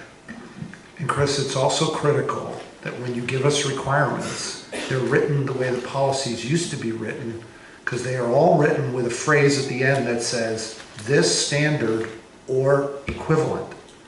They need to be built in a way that they accommodate change without forcing every last little teeny detail in a change to then be brought to the board. The old policy did that. It's important when you go to your new procedure base that you don't lose that, because otherwise you're going to have to come here every time, and it's going to be a big fat waste of everybody's time. Ms. Dayton? I support Dr. Gilday's suggestion because 8th grade transition, I support Dr. Francis's suggestion because 8th grade transition planning is absolutely critical, and I'd just like to hear the reaction of Dr. Winters to that suggestion so we can move ahead and have a motion that corrects the language. Well, I've heard two strong ideas. One, obviously, we would agree with that we would want, before they come into ninth grade, we want students knowing exactly what the graduation requirements are. And if we had the right language so that if the name of the test changes or the cutoff score for some reason changes, that we can make that adjustment without a long drawn-out process in front of the board as we've done in the past. Substantive changes then happen in years out with grandfathered classes going through. We would certainly support that. Do we have a Does motion? someone want to make a motion? Dr. Francis, would you like to make a motion? I'd be happy to, but I haven't figured out the words yet. No later than December of the year prior to entering the high school, and in alignment with the BOE approval. And the rest of it's the same. Yeah. Can we get a second? Ms. Dayton, any further discussion? All those in favor of the motion? 8-0. Thank you. Thank you, Dr. Winters. Okay, now you have to take the motion. All right, so now we need to take a motion to approve the policy as amended. Well, can we take a motion to approve the policy as amended first, and then we'll do the discussion? Dr. Francis, anybody want a second? Ms. O'Neill? Ms. Dayton, discussion.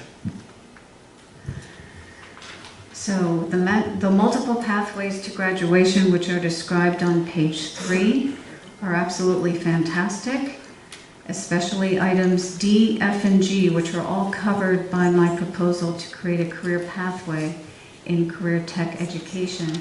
Unfortunately, there isn't sufficient funding in this budget that we're discussing tonight to add a new pathway, but I'd like to make a motion for the following budget so that the administration can begin planning. And I'd like to read that motion. Maybe what we could do is do the graduation, because we have the policy on the table, and then we can take your motion. Okay. You have to take the motion that's on the table together, first. in my mind. Absolutely, but we have to deal with one motion at a time. Further discussion on the graduation policy as amended? All right, all those in favor? Passes 8-0. Ms. Dayton, I'd like to recognize you. Thank you very much. I'd like to ask for your support for the following motion. The board directs the administration to develop a new pathway for career technical education, which may include a cost-efficient partnership with community college or technical high school programs that combines early college coursework and job training experience in information technology.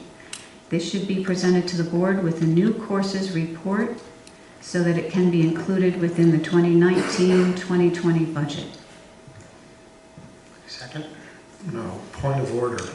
Point of order, Mr. Bernstein. This is not on our agenda. This is an item that relates to career pathway and that program. This wasn't a part of our, it's not a bad idea, but it's not a part of our agenda. We've already approved our agenda. This is a discussion about graduation policy. You're now proposing essentially to add a new career pathway. We have a program. There is a time. That report is overdue to come back to the board. The administrators have asked multiple times to bring this back. This isn't on our agenda. It's out of order. It's actually not out of order. We can either take it up here or we can actually take it up under our budget. So she has every right. What does it have to do with FY 18-19 budget? We're actually taking it up right now as part of the graduation discussion. It's part of a graduation requirement. I will second the motion so that we can have discussion on the motion itself. Dr. Francis. So, I guess my concern is not in the specific request or the specific motion. I didn't even think about it in terms of being out of order. I guess my concern is that I feel like we need to move towards looking at all of our ideas and our priorities together. And I really, really am looking forward to finding a time when we are going to look at all of our programs, assess all of our programs, and see what things do we need to get rid of, what things do we need to change, what's working, what's not working, and then build a plan all together. Because I think too often we look at pieces of things. And so I would like us to move towards functioning in that way. And so it concerns me to look at something, I think, a little bit what I feel, although I guess it's relating to graduation requirements, I feel like this is looking at outside of our overall big picture decision-making and, you know, looking at the grid that we've had at the bottom of the, what do we get every week from the superintendent? The plan we think, with our grid down there and all the various priorities that we have and all the stickies that we looked at before. And so I feel like this really makes more sense for us to do as a larger picture. Ms. O'Neill?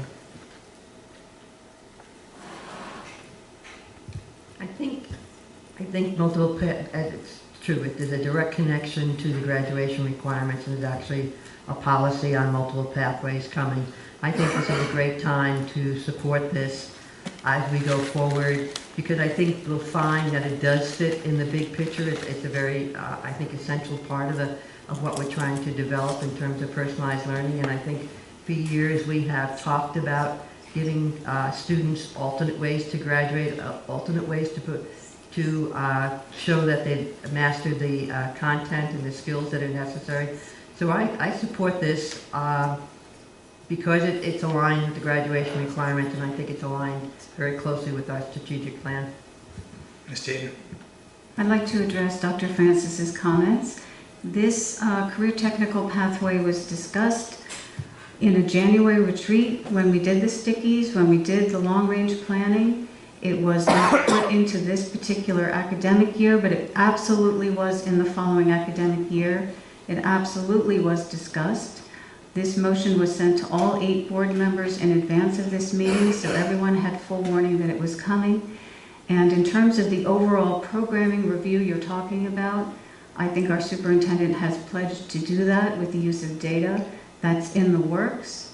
I think after our initial January retreat on the personalized learning profiles, we will move to a thorough analysis of our programming based on data. We're not there yet, but everyone knows it's coming. So that is already going to take place. Peter, hang on, I'm going to make a comment first. I support this. This is a proposal. This is basically a direction to the administration to go take a look at this and come back. Thank you. To come back to us at the same time they propose new courses, which then factors into what we put in our budget. This is not an approval to move forward with this. This is a direction to go study this. And that's why I can support that. I think it's an important look. Can you please read your motion again, Jennifer? Because I understood it was to instruct him to put it in the budget. Can you, it didn't sound like it was just a study.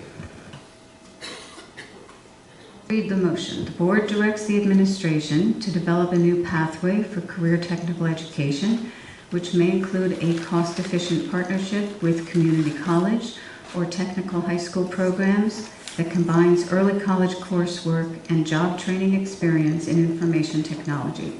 This should be presented to the board with a new courses report so that it can be, or let's say may be, included within the 2019-2020 budget. Jennifer, I don't have a problem with this subject. My problem is you're essentially voting to your motion. Maybe you should modify their motion. I have no problem if this is a consideration, but this is telling them, go create one, add it to our program. By voting for this, you're saying add it to our existing career pathways, because that's what the first part of your motion says. And then the second part is essentially effectuate that, because you said put it in the budget, which means do it. It's not a motion to consider this. I would be glad to support a motion to consider this, but not one that says essentially do it and approve it right now, that there will be an additional pathway developed, delivered, and put in the budget. Because that's essentially voting for it before we've seen it.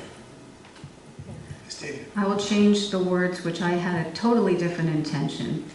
I said so that it can be included. I didn't say it must be included, but I will change it to make it more clear.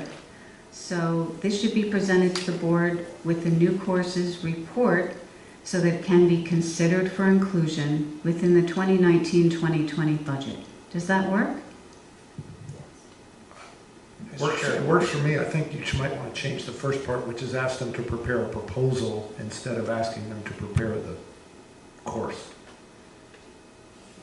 So I'd like to make an amendment The new motion is the board directs the administration to develop a proposal for a new pathway for career technical education, which may include a cost-efficient partnership with community college or technical high school programs that combines early college coursework and job training experience in information technology. This should be presented to the board with a new courses report so that it can be considered for inclusion in the 2019-2020 budget. Second. Any discussion on the amended motion? Dr. Francis. Dr. Gilday, I'd love to hear your comments on this and how you feel about this and the priorities of what, I mean, I'm putting you on the spot, but that's why we pay you the bucks we do. I took some copious notes so that we'd have it. We've been talking quite a bit about young professionals and planning for young professionals and what the future of CTE really looks like in Greenwich Public Schools. So that's something I know that SIPL team is ready to take on and look at. So you're happy with this? We will bring you back. Well, I think we're going to talk in our data retreat, right, about personalized learning, where that's going. And I think to Vice Chair Dayton's point, I think this is the right thing to be talking about as a board.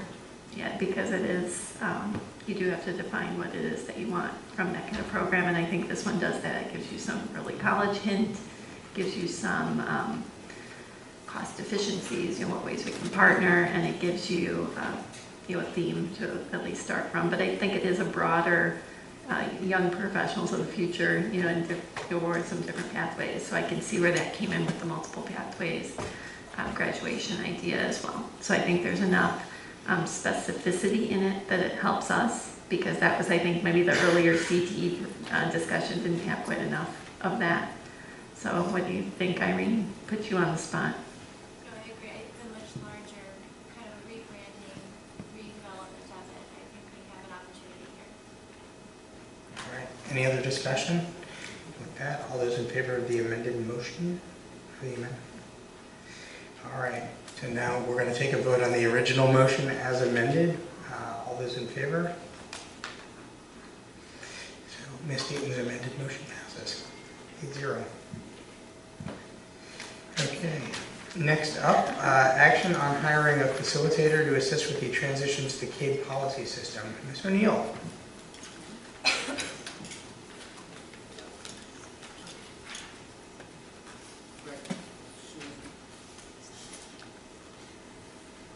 So yes, we interviewed Mr. Bruce Storm for the position. He has vast experience with policy. In 2 districts he was superintendent. He also taught education law at Harvard. He's going to help us make the transition from our own policies into a more systematic program of the CABE policies, helping to guide us with some of the research and some of the clarifications that are needed. And we don't have a timeline because we're on uncharted waters at this point, but we are moving quickly. We're 3/4 of the way through the bylaws now, and they should be coming to us soon. So I'd ask you to approve this. I think it's money well spent. It's something we've talked about for years, and I think we're finally moving forward and moving forward at a good pace, and especially with his help. Do you want to make a motion? Okay, so the motion is to approve the board to hire a Dr. Storm as a facilitator. Policy transition discussion. Ms. Raven. How is this different than the thing in the budget for 1920? And it's at $12,000 and this is $10,000. It seems like it's a similar thing, or are they the same or are they different things? That's a really good question. I'm thinking that this 10,000 we have now is for the continuation of this year, and that is for the next year, because it's certainly going to take more than 1 year to do this. Yeah, and yeah. Any other discussion? All right, all those in favor of accepting the motion? 8-0, thank you. All right, next up is the 2018-19 operating budget. I don't know, Dr. Gilday, if there's anything you want to say before we move forward. All right, can we have a motion on this item? You need to know the number, that's the... I know, that's the fun of this. We need to be specific. It's the base budget amount, it's the 156. 156,499. Yep. I'll make the motion. Okay, Mr. Sheriff. Oh, sorry. I move that the board approve the operating budget for the Board of Education operating budget for 2018-19 in the amount of $156,499,530. Before we move forward, Ms. O'Donnell, is there something you want to say before we make a motion on the number, or is that the number? That's before the accounting changes? Yep, we know. Okay. We know. That's our base budget. Can we have a second on that? Ms. Dayton. All right. Ms. Raven, did you want to make a motion?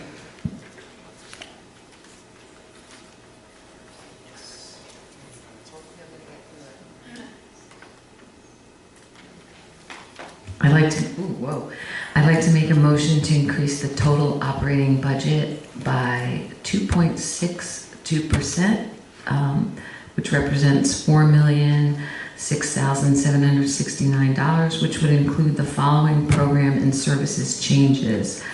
The negative $2,000 for the .2 math teacher, $20,000 for science research, $12,000 for policy revision to CABE second year, $120,000 for classroom technology, $6,000 for Medicaid billing, $3,341 to convert HR specialist, $125,000 for one of the operations positions, $100,000 for the infrastructure services, $50,000 for internet service provider, and $212,000 for half of the digital toolkit for math.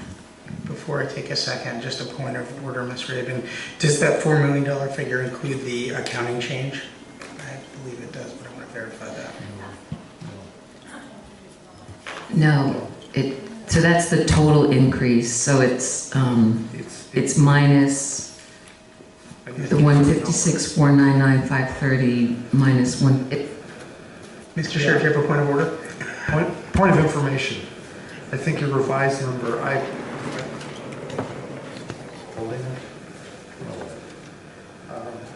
I think your revised number is 157, 145, 871.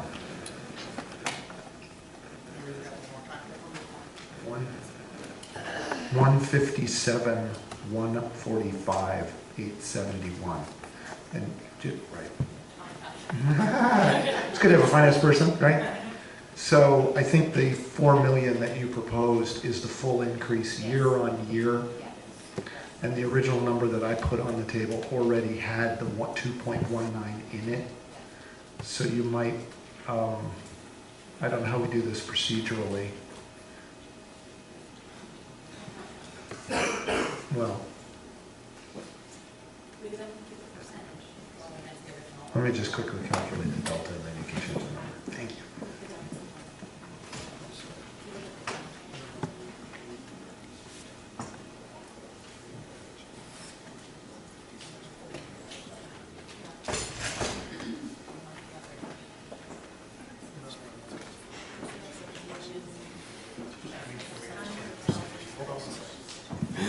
Sorry, we're just doing a little math up here.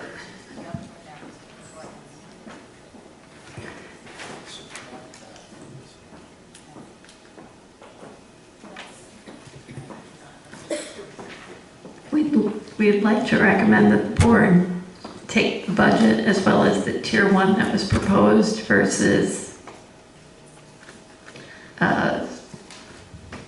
specific listing of only certain things. I think, to help you, Jennifer, I'm sorry.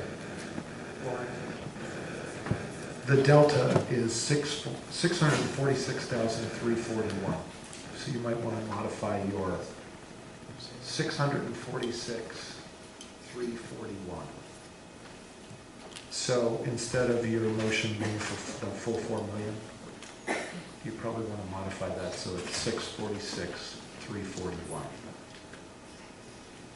I'd like to modify the motion to make an increase of the total operating budget.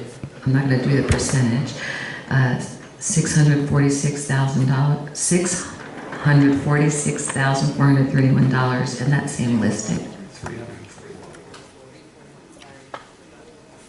Mr. Sheriff, that's correct. That brings the total to $157,145,871. Okay. Can we get a second on that? A second. Okay, so the motion on the table is the motion for Ms. Rabin to make the adds to the budget. Any discussion? Dr. Francis. So I guess two things. One, surprising to come from me, I think, because I've been working on this math thing for over 10 years, but I feel like our superintendent gave us tier 1 and tier 2. And I would like to support my superintendent in that. I think, we've talked a lot about wanting to look at the big picture, evaluate programs, do a lot of things, and I think that's very hard without proper staffing. So while it's hard, I think, for us to think about doing that first, I have to believe that that's probably a step that we need to take to be able to get to the next place. And I've heard the concerns about our staff being overworked, our staff having too many hats, our staff having too many things going on. And I have heard, I can't remember if it started before me, but certainly since I've been on the board, about the PE wellness coordinator. And I think that that's become even nearer and dearer to my heart as I've looked at the school start time issues. I think the huge workload that our athletic director has taken on, our considerations about how can we personalize our athletic curriculum for our athletes. There's too many athletes in there, but potentially going to the state with looking at ways to modify the curriculum. I think we've got graduation requirements that are now going to increase what's happening in terms of wellness requirements. How are we going to address that need? I just think there's a lot of reasons why that particular one strikes me. And while I may not have quite as many reasons up my sleeve for the other ones, I sort of feel like that's something that our administration has asked for, and I would like to support that. How we then determine doing that, and what I also support, which is having an additional person for looking at projects, and I explained that at length at the last meeting. I think why that's really key and really important. We've got a lot of things going on. If we want to do them well, if we want to be able to consider all of the community, if we want to be able to really look at the bigger picture of what are the best ways for us to achieve these things, we want to be prepared with plans, looking at traffic, looking at parking, looking at, do we need to add a sidewalk, looking at all of those things well, so that when we come to planning and zoning, we've had the opportunity to hear the community input, we've had the opportunity to consider those things, and come with a really well-developed plan that will hopefully work as best for everybody as possible. I think we need that person, but I don't think it's appropriate for us to take all of those positions out that have been asked for in Tier 1. And I'm not sure, what we as a board feel is the right way to go, but, it may be saying, listen, we're going to give you X amount of money or this many positions or something, and then you guys prioritize how you want to do it. But I just feel it's inappropriate for us to take something from Tier 2 and pull out things from Tier 1. Start down with this head, Ms. Stone.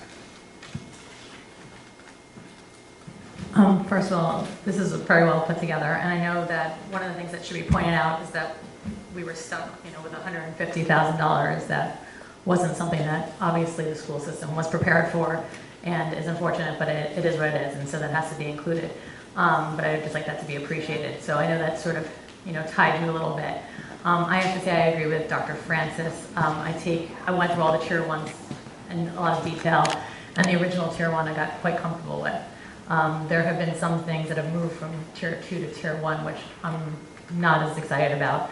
Not because it's a judgment on you, but just because there's only so much we can do in 1 year. And I'd like to sort of, over the next year, think about reviewing some programs, and I know that's your intent, and to see maybe where we can add, and maybe if it means that we also have to change some things, I'd be happy to see that. But I'm excited for a majority of the Tier 1. I like your idea of maybe directing one additional hire, I think is where you were going with that. I know that at one point there were 2 positions requested for operations, and I think that one would be something I'd be fully supportive of. But that's just sort of my initial thoughts. Dr. Francis, go ahead. I'm sorry. So I just wanted to clarify. When you said you're supporting the original Tier 1, and I don't have it in front of me, so what does that mean in terms of the difference? And how many positions are you supporting? Then I'd be supporting one position, and if you look at the additional positions, there was the Family and Community Engagement Specialist, which was previously Tier 2. There's a PE Wellness Coordinator, which was previously Tier 2. There's the ESL Avid Coordinator, which was previously Tier 2. And then there was the operation positions that we sort of added after the initial meeting. We had discussed adding 2 positions there. And of that, I would probably be in favor of 1. But that's sort of what I was looking at. So the original Tier 1 were those, yes. But just to clarify, I was saying 2 out of the 4. So some of those additions, let me explain some of the Tier 1 and the shift. So some of that's obviously financial parameter. The other was based on the hearings and board dialogue. So that's how those things adjusted or shifted. So it wasn't just us sitting in isolation and doing that. It was based on hearing all of your dialogue, even though you hadn't voted, but your dialogue, what was important, what strategic initiatives we had to move forward, as well as everything we heard from the public. Go to the end, Ms. Olson. So, sorry, we have 3 positions here we're talking about in terms of that were previously Tier 2, Family and Community Engagement, PE Wellness Coordinator, and ESL Avid. And I would just say that there's a strong need for all of those, and I would have a hard time picking one above the others, because I think we can make a strong case for each one, which is why if we did allocate a certain amount of funds and say it would be up to the discretion of Dr. Gilday to decide what to do with this particular amount, this fund. I don't necessarily think it's up to the board to say Avid and ESL over wellness, over this. I don't think that's necessarily our. I think that would be better off being Dr. Gilday's decision. Ms. Rabin.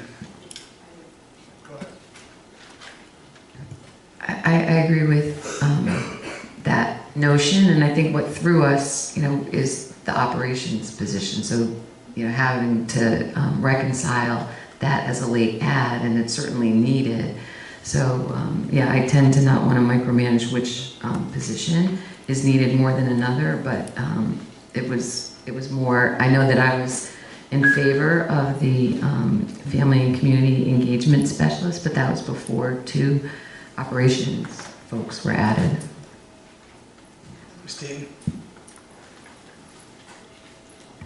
I supported the original Tier 1. I didn't feel that our discussion yielded a majority view on adding previously Tier 2 positions into the Tier 1, so I'm still in the original proposal in full support of it.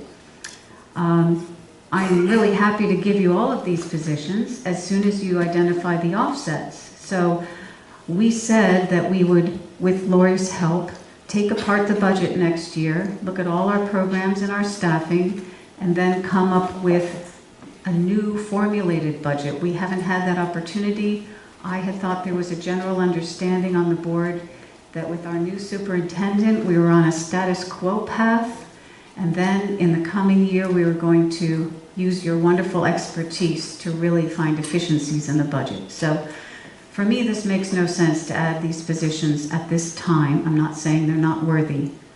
I do see a need for an operations position. I'd like it to be someone who can take care of the very many new infrastructure projects that we have in the school system. I clearly see that there's not enough support, and it makes a lot of sense with the master facility plan. So once again, I support the original Tier 1 set of priorities from Dr. Gilday, plus the operations position, and none of the previously Tier 2 positions. I'd like to point out, just to make us feel a little better, that up the road in Stratford, they're talking about laying off 40 staff members. This is a really hard time for many districts in Connecticut, and we are extremely fortunate in Greenwich. Sometimes we lose sight of that. Mr. Sheriff. I appreciate you saying that, Ms. Dayton. I think we are losing perspective.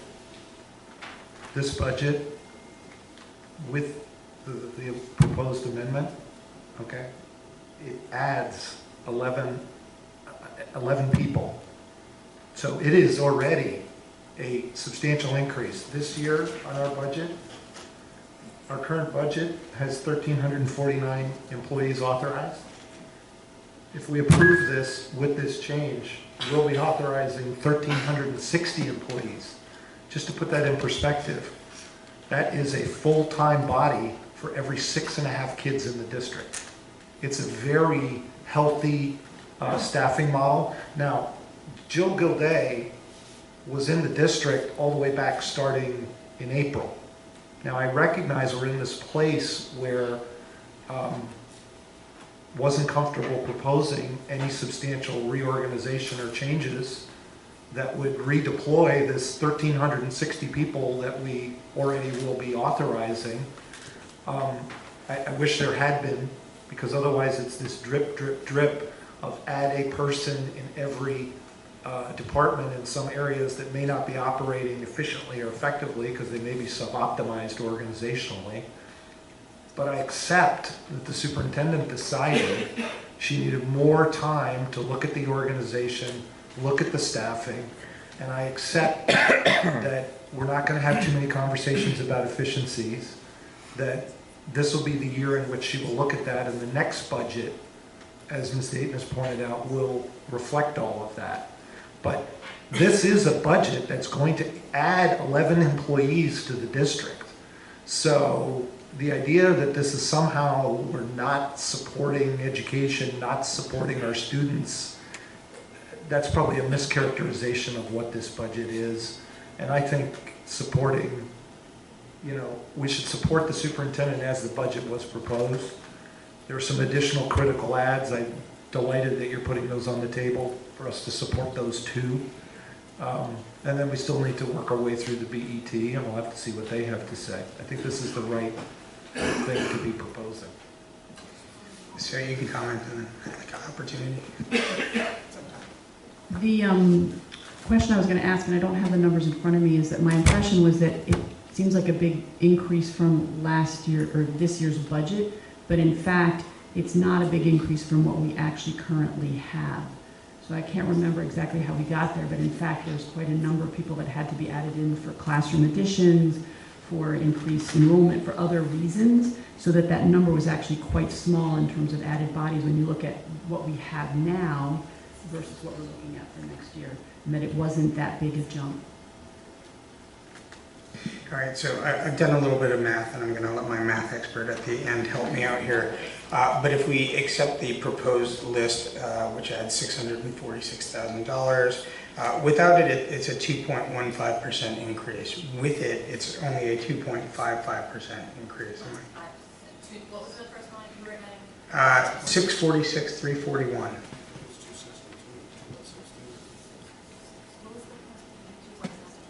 Okay, so the original base budget was 156,499,530. Right. Okay, if you add the 646,341, you get 157,145,871. So I'm trying to figure out the percentage increase. I'm sorry, so then you add 646,341 total, and then It's 157, 143. yeah, so you want this increase. We're just trying to figure out the percentage increase. We have friends from the BET here. And I know this is sausage making for some folks in the audience, but this is when we actually have an opportunity to work. Except the board shouldn't have to be doing this. It's my experience in the past 10 years, so it's kind of a new thing for me. New thing. 2.62. Yeah, it's what she calculated. Not the delta, okay. Honestly, I think this is the right list of positions until Dr. Gilday has an opportunity to really go through the budget. I'm reluctant to add in positions that we took out several years ago, actually before I got on the board, until we have a complete understanding of where we want to go. I prefer to put our money where the kids are. This is a toolkit for the math pilot that's in the classroom. We're having success with it now. If we want to see it roll out through the district, if we truly are doing personalized learning, if we truly are behind the pilot that this board authorized, that's one very direct way to do that. In terms of the operations position, we very badly need a project manager, somebody that can help us do many of the things that we have going on. I know in some of the documentation there was an offset of about $60,000 savings that we would see because we hire somebody every summer to help us actually get through all of the projects that we need to manage. It's a lot, and with the master plan coming in, that's just a big requirement for us. So I'm happy to support your motion. Ms. Dayton. When I gave my earlier comments, I was only talking on the positions question. So I'd like to take up the $212,000 for half the digital toolkit for the math pilot.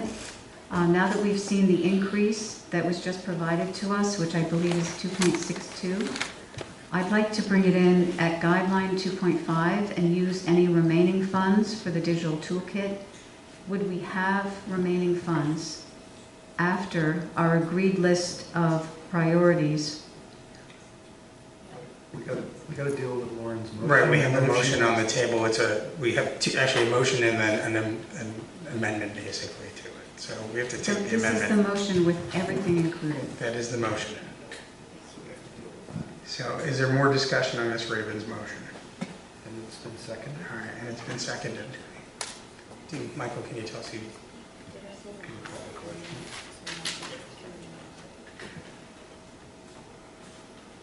Ms. O'Neill happily seconds if you can't find the name. It was not seconded. Okay, so Ms. O'Neill seconds. Would Mr. Sherry call the question? So all those in favor of... If we're ready.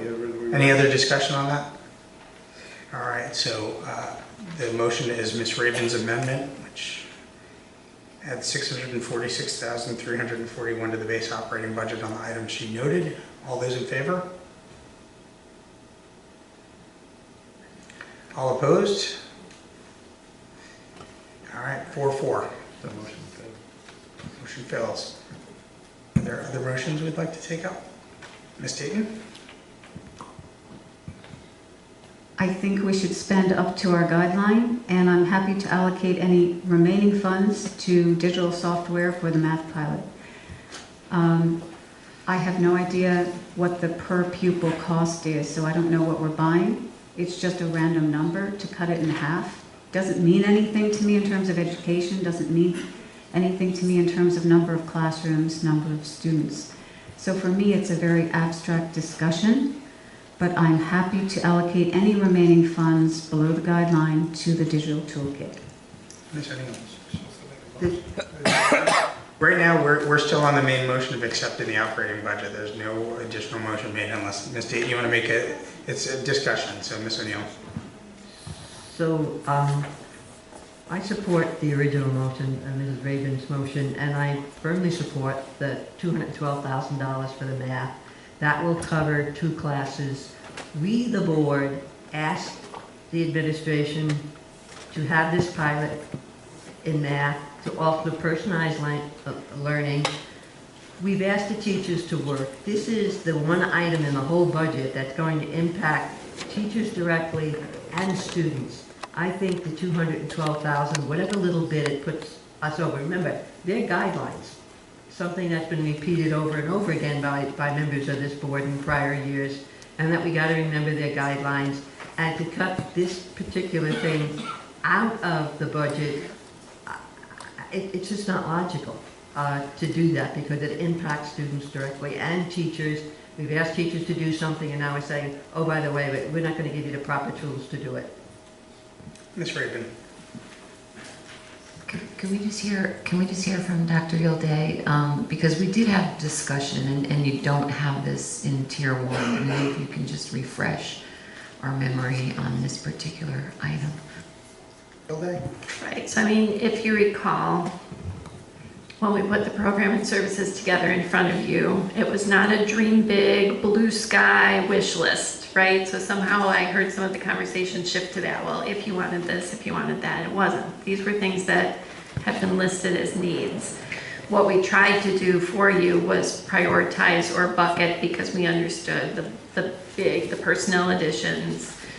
We tried to find some offsets of those benefits programs, you know, so that we would be able, we put personnel in tier 2 not because we didn't think it was most important, just because we understood that the personnel had the head count limitation set in the BET guidelines. So the digital learning, we wanted to give you the full pricing for that toolkit so that you would understand it's a supplement, it's not a full curriculum, but it is a personalized learning platform for mathematics.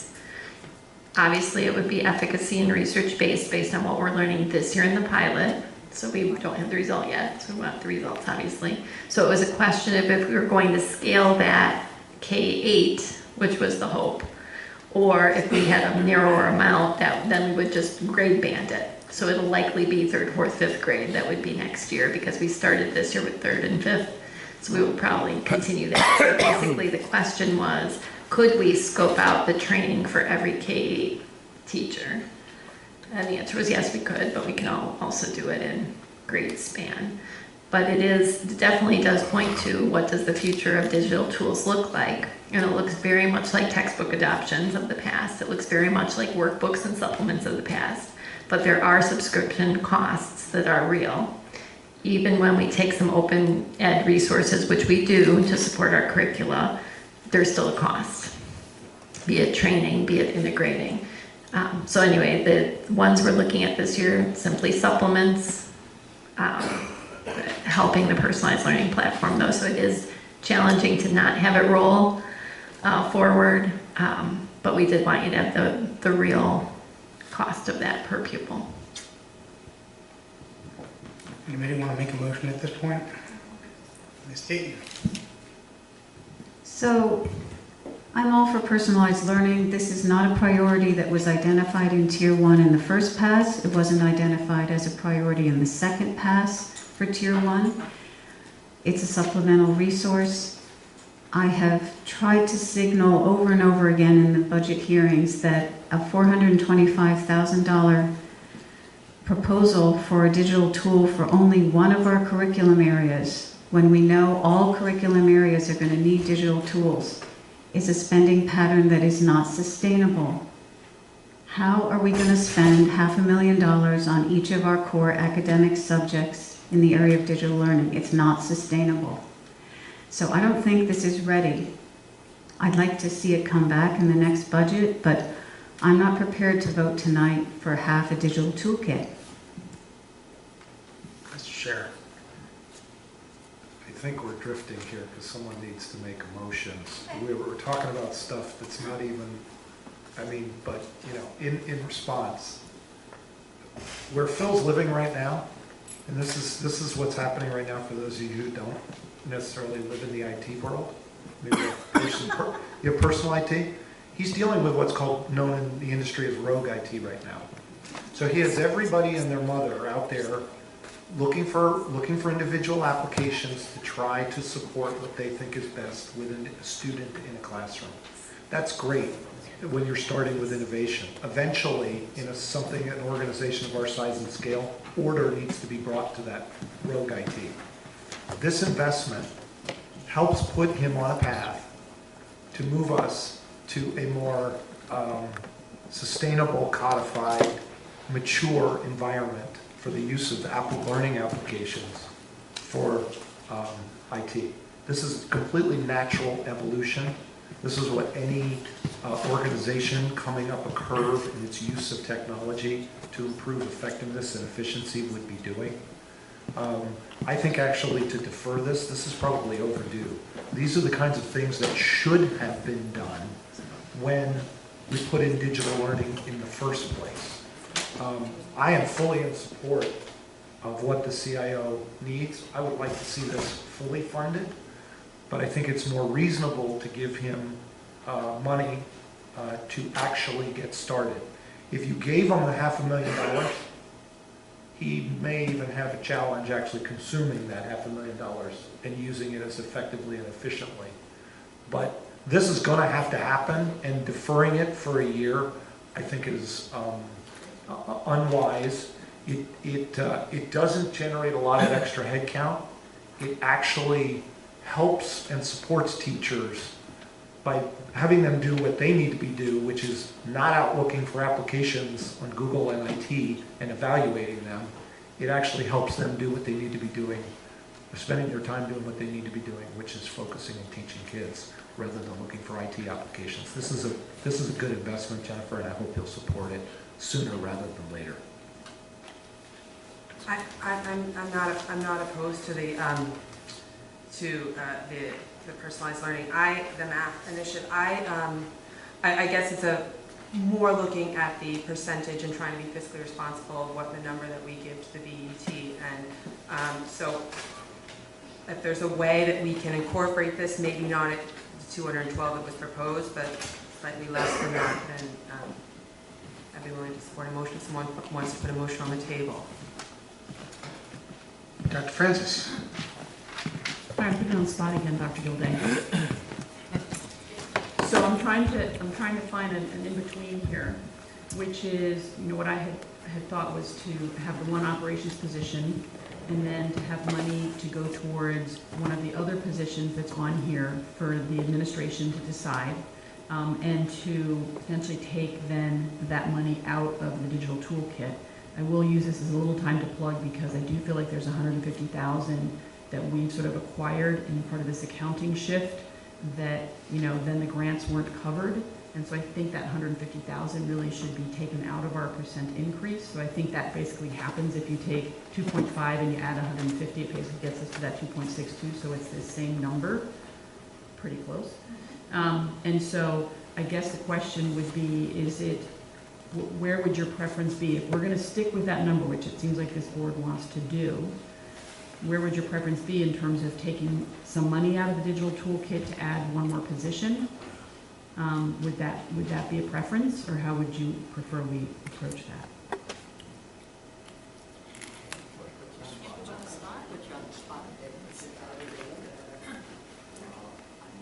I think the challenge that you have is you've got guidelines that you're trying to adhere to, which I totally understand.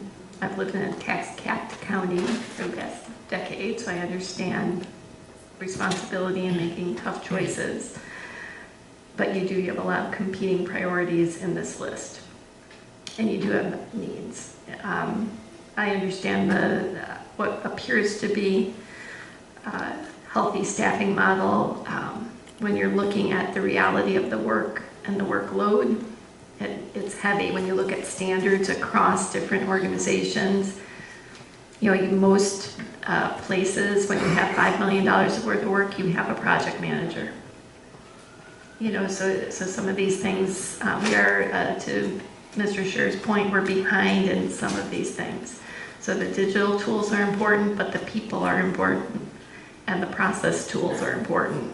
So it is really tough, and that's why the administration did a lot of work with trying to get these tiered supports to you, so that you wouldn't necessarily cherry pick them, but you would just take buckets. So I would almost prefer you go back to that list and just take the kind of that bucket to the amount that you're comfortable and work down the list versus trying to pick among them.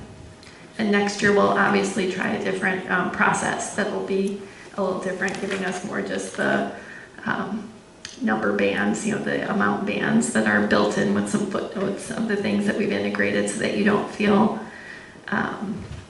the stress of what you're attempting to do right now. Just kind of play the numbers game. So we actually have a really talented CIO that's done the numbers game, and that's why she gave you the different things that would work to different levels. So if you're wanting to get tighter, then you just have to do what Jennifer did and move up some of them if you want to be tighter. And I don't know if the BET takes into account those mandated things, those unfunded mandates, or not. Ms. Stowe. I'd like to try another motion here. Okay, and I'll try to do it your way, Dr. Gilday, but I'm just going to read the numbers and we can do the accounting change, I think, at the end. But The original base budget was $156,499,530. I'm suggesting that we add $484,341 to that. That's comprised of, and I'm sorry to go through it, but just so everyone understands it, the math, which is actually a gain of $2,000, science research, which is $20,000, policy revision cave $12,000, classroom tech $120,000, Medicaid billing $6,000, convert to HR staffing of $33,41, infrastructure $100,000, ISP $50,000, and then I'm sort of saying $175 for a position and some. So you can, okay, okay, $50,000 to personalized math, $125 to a position.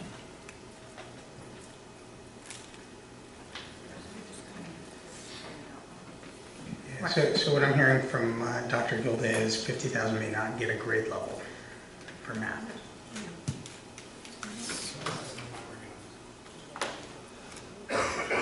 Ms. Olson? What Wait, hang on. So you've made that as a motion? Do we have a second for that? Ms. Tatum? All right. Second. Okay, Ms. Olson? No. Discussion, Ms. Olson? Yes, what would be a number that, what would get a grade level? Like, what would take this to the next step? Phil, do you recall the per pupil on?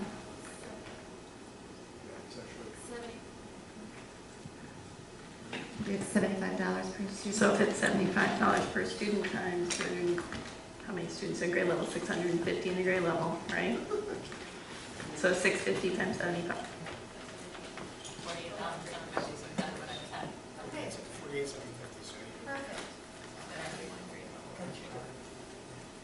I'm sorry, say that again? Say that again. So it's $73 per student times the enrollment at that grade level. How many kids in the grade? 400 or 500? Yeah, it's between 400 and 500.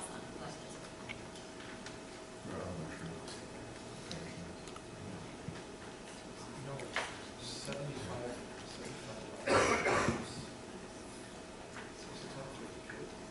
Right, so eventually you're going to be looking at your digital toolbox or the digital tools the same way you would have in the past a textbook. So you're basically going to be looking at $75 to $100 per pupil per content area, and that is going to have to become sustainable because that's the future. So you're going to have to be looking at that to supplement what the teachers are doing in the classrooms. I am really extremely happy to bring it in at 2.51 with an entire grade level. It gets us what we need for the pilot. We can evaluate whether it works or it doesn't work in the pilot. I think it's a nice compromise, gets us within the guideline, gives Phil a little bit of the taste of what he would really truly like to have, and I think it's an optimal solution. Ms. O'Neill? I really think to bring it in at one grade level is sort of useless. We have been at this math goal for as many years as I've been on the board. We finally have a pilot that's being managed well. We have the opportunity to really move this forward, to really take a step forward in the area of math for all our kids, not just for accelerated kids, but for all our kids. And then to support the teachers in the work they've been doing. I think it's almost useless to start at one grade. I think we need to be committed to what we've asked the administration to do. We asked them to do this, and now we're saying, oh yeah, go do it, but we're sorry, we're not going to give you, the teachers or anybody else, the funds or the tools to do it. So then the next time we have a pilot, how many teachers are going to want to get involved in a pilot? They're going to say, I get involved in a pilot, I spend extra time and whatever learning this and being involved and going to extra meetings, and then when the rubber hits the road, oops, there's no money. So that's a great way to kill morale. Mr. Scher? Where Ms. O'Neill is, I'm in this, I feel like I'm in the twilight zone. Do not micromanage the administration. Now we're going to micromanage them. Just to put this in perspective, folks, we're essentially saying that for 18 months from now, okay, for the next 18 months in this area. We're going to run a little bitty pilot in a grade, okay? That is not an organization that is marching forward boldly in leveraging this $15+ million investment we've made to put technology and applications in the hands of every student. It is a cornerstone. This technology is a cornerstone of personalized learning. We have just gotten ourselves completely disconnected from what we're trying to do strategically, and it really feels like we are micromanaging. I have no problem, and I don't care who's running the BET, arguing, this is what we're quibbling over. To make some number, we're talking about $175,000 on a $157 million budget. Candidly, it's bizarre. It's just, I'm really disappointed that this is where we are. Mr. Dunn. So just as a point of clarification to illuminate some of how this supports student learning, while we're calling these supplemental resources, this really represents the next generation and evolution of traditional classroom supplemental resources. The primary distinction being that they deliver instruction within these platforms. So they use computer adaptive testing basically to assess a student and then deliver the instruction that the data suggests is necessary right at that moment, one. Two, in less than 10 seconds while I'm sitting here, I just pulled up the average minutes per week that students have spent within each platform, the average number of standards met, the average number of lessons consumed, the total lessons consumed, and I can continue drilling into individual students while I'm sitting here. So in regard to this theme of moving the enterprise forward and really going to that next level of technology leveraged instruction, you have a level of visibility that we've never had from an administrator sitting in a board meeting in 10 seconds. You know, like, and I can go into individual kids and see the variation around their performance on each strand right now while I'm sitting here. So for whatever you decide, I just want to share that from my perspective, this really is a significant step forward in terms of the supplemental resource being offered for students. Dr. Francis. So I have another thought that I think might blend the two, which is to take this list, take 70,000 out of the digital tool to allow the administration to choose one other position of their choice, and then the remaining stays in here. There's a motion on the table already, so we need to stick to that motion. Ms. O'Neill. I might be out of order too, but I was to say that we should go with the original list as presented by Mrs. Reagan. And if we're over somewhat, I am sure we have a good plan and good data to show why we want the things or we need the things that we're presenting to the BET. And remember, I will say it again, they are guidelines. And if this is in the best interest of the school district and the students, then that's what we should approve, even if it is slightly over. And it's not the end of the world if it's slightly over. And if it is, they'll tell us that we have to go back to the drawing board. So I think we ought to take a step forward and say, this is where we are, it's not that much over, and go for it. Ms. Olson. So I have to say I feel slightly torn between fiscal responsibility and the educator in me. But I think I feel really strongly that I want to support Dr. Gilday and her endeavors. After much discussion and my own inner struggle, if you want to put I don't know exactly the procedure, but if it's asked again, I'd be willing to support Dr. Gilday with this amount. Somebody who voted no needs to make a motion to reconsider. Right, so what we can do, we have to dispose of this motion before us. So if we're done discussion on Ms. Stowe's motion, maybe we can take a vote on that. So her motion was to add $484,341. That included the $125 for the operations position and $50,000 for the math pilot. So all those in favor of that motion? 2, all against? 6, motion fails. All right, I'm willing to entertain a motion to reconsider.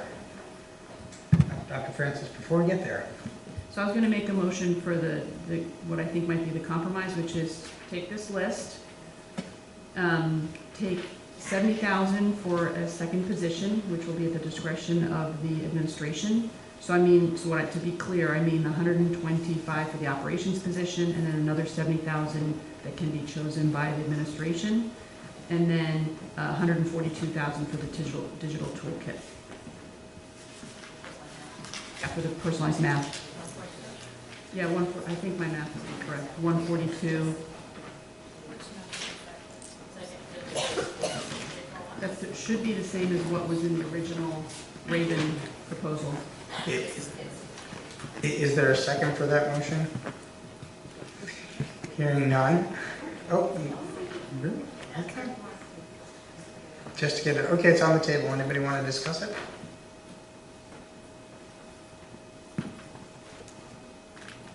All right, all those in favor of Dr. Francis's motion?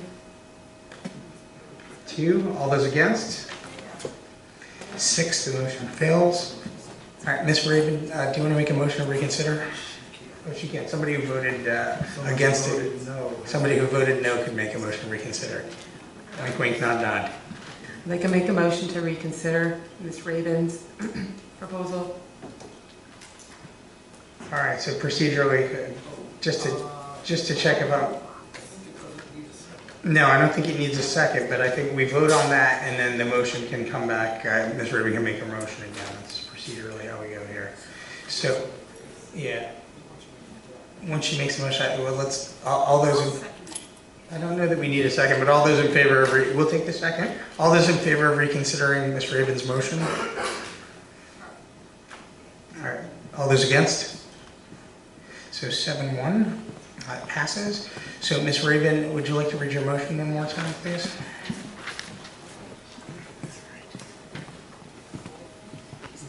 No, just the, can you give us the number? To increase the total operating budget by 2.62%, which would include the programs and services that I mentioned the first time around. So 212 for the digital toolkit for math. So the total increase would be $646,341. All right, any discussion? All right, I'm going to call a question. All those in favor of Ms. Raven's motion? 6, all those against? 6-2, the motion passes. So now the motion that's on the table is the operating budget as presented by Dr. Gilday with the addition of the $646,341. If I have my math right, that's $157,145,871. Mr. Scher. I have an additional motion to increase the operating budget by $3,190,331, which is reflecting a transfer of department responsibilities and budgets, effectively a accounting change only from the town of Greenwich to the Board of Education. Second that motion. Discussion? And just so people understand what that is, the town of Greenwich has transferred responsibility of certain areas over to the Board of Education, such that it's being added into our budget. That's the number that we've received from the town for that. And that would bring the total budget with our amendment earlier to $160,336,202. Any discussion on Mr. Scher's motion? I'm sorry, repeat that number. The bottom number, $160,336,202. Any discussion on Mr. Scher's motion? All those in favor? 8-0, it passes. All right, so now we get to the ultimate motion, which is to accept the budget as amended, which would be $160,336,202. That's our operating budget. Any discussion? Hearing none, all those in favor of accepting the budget? I would like to make just one comment. I'm supporting this budget. as it was proposed with these changes. And I know that when we approve the budget, we're also approving the budget document. We're approving all of the changes in the budget document. I'm approving this budget, and I want to speak directly to you, Dr. Gilday. I'm going to vote for this budget. My expectation is, however, I continue to remain uncomfortable with the allocation of resources and changes under Evolve. In discussion with my colleagues in caucus, I agreed to support the budget with all of the full number of paraprofessionals added in quote the reset as explained in the prior two meetings. But I would hope that what you would do would be to make that trade early and use that to properly allocate the resources to retain the staff at the high school rather than hiring new additional paraprofessionals. I accept completely that that decision was made and that that program is working at the high school. So my expectation is during the year, if this budget is approved, you will, because you have the discretion to do this, to transfer between departments staff resources so that the high school staff in that program is properly supported in lieu of hiring additional paraprofessionals to support in the district. I think that's a discretion. I think there is enough money to support all of this in the budget that we would be approving. But I just wanted to be on the record that I hope that you would use the money in that way because of what Chris and the others have said, that program is effectively working, and I hope we'll use the money to support effective programs. All right, any other discussion? If not, all those in, Ms. Deb, right in under the wire. I just want to go on the record for saying that obviously I'm supportive of all that you're doing, and I know it's hard to come into a new system. And I know I'm fiscally prudent, although I'm often not labeled that. I would just like to say that I hope that over the next year, as you analyze programs, that you find areas to add, as well as to maybe, as you analyze, take some things away if they're not working. And that's just a theme that I'd like to see over the next year. And I know it's very hard for you to do that immediately. But obviously I have 3 children in the school, so I'm fully supportive of this. But I just want to make sure that we sort of analyze it over the next year. Thank you. Great. All right. All those in favor of accepting the budget as amended? Passes 8-0. Thank you, everybody. All right. So that's our operating budget. Moving on to the 2018-2019 capital budget. Somebody like to make a motion to get that before us?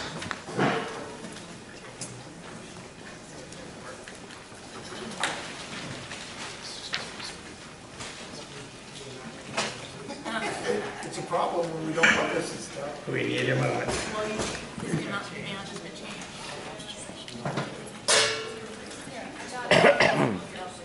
All right.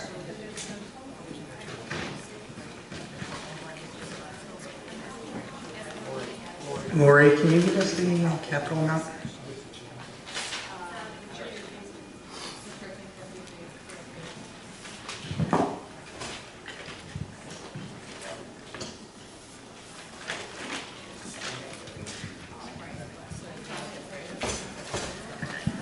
Ms. O'Donnell, the amount.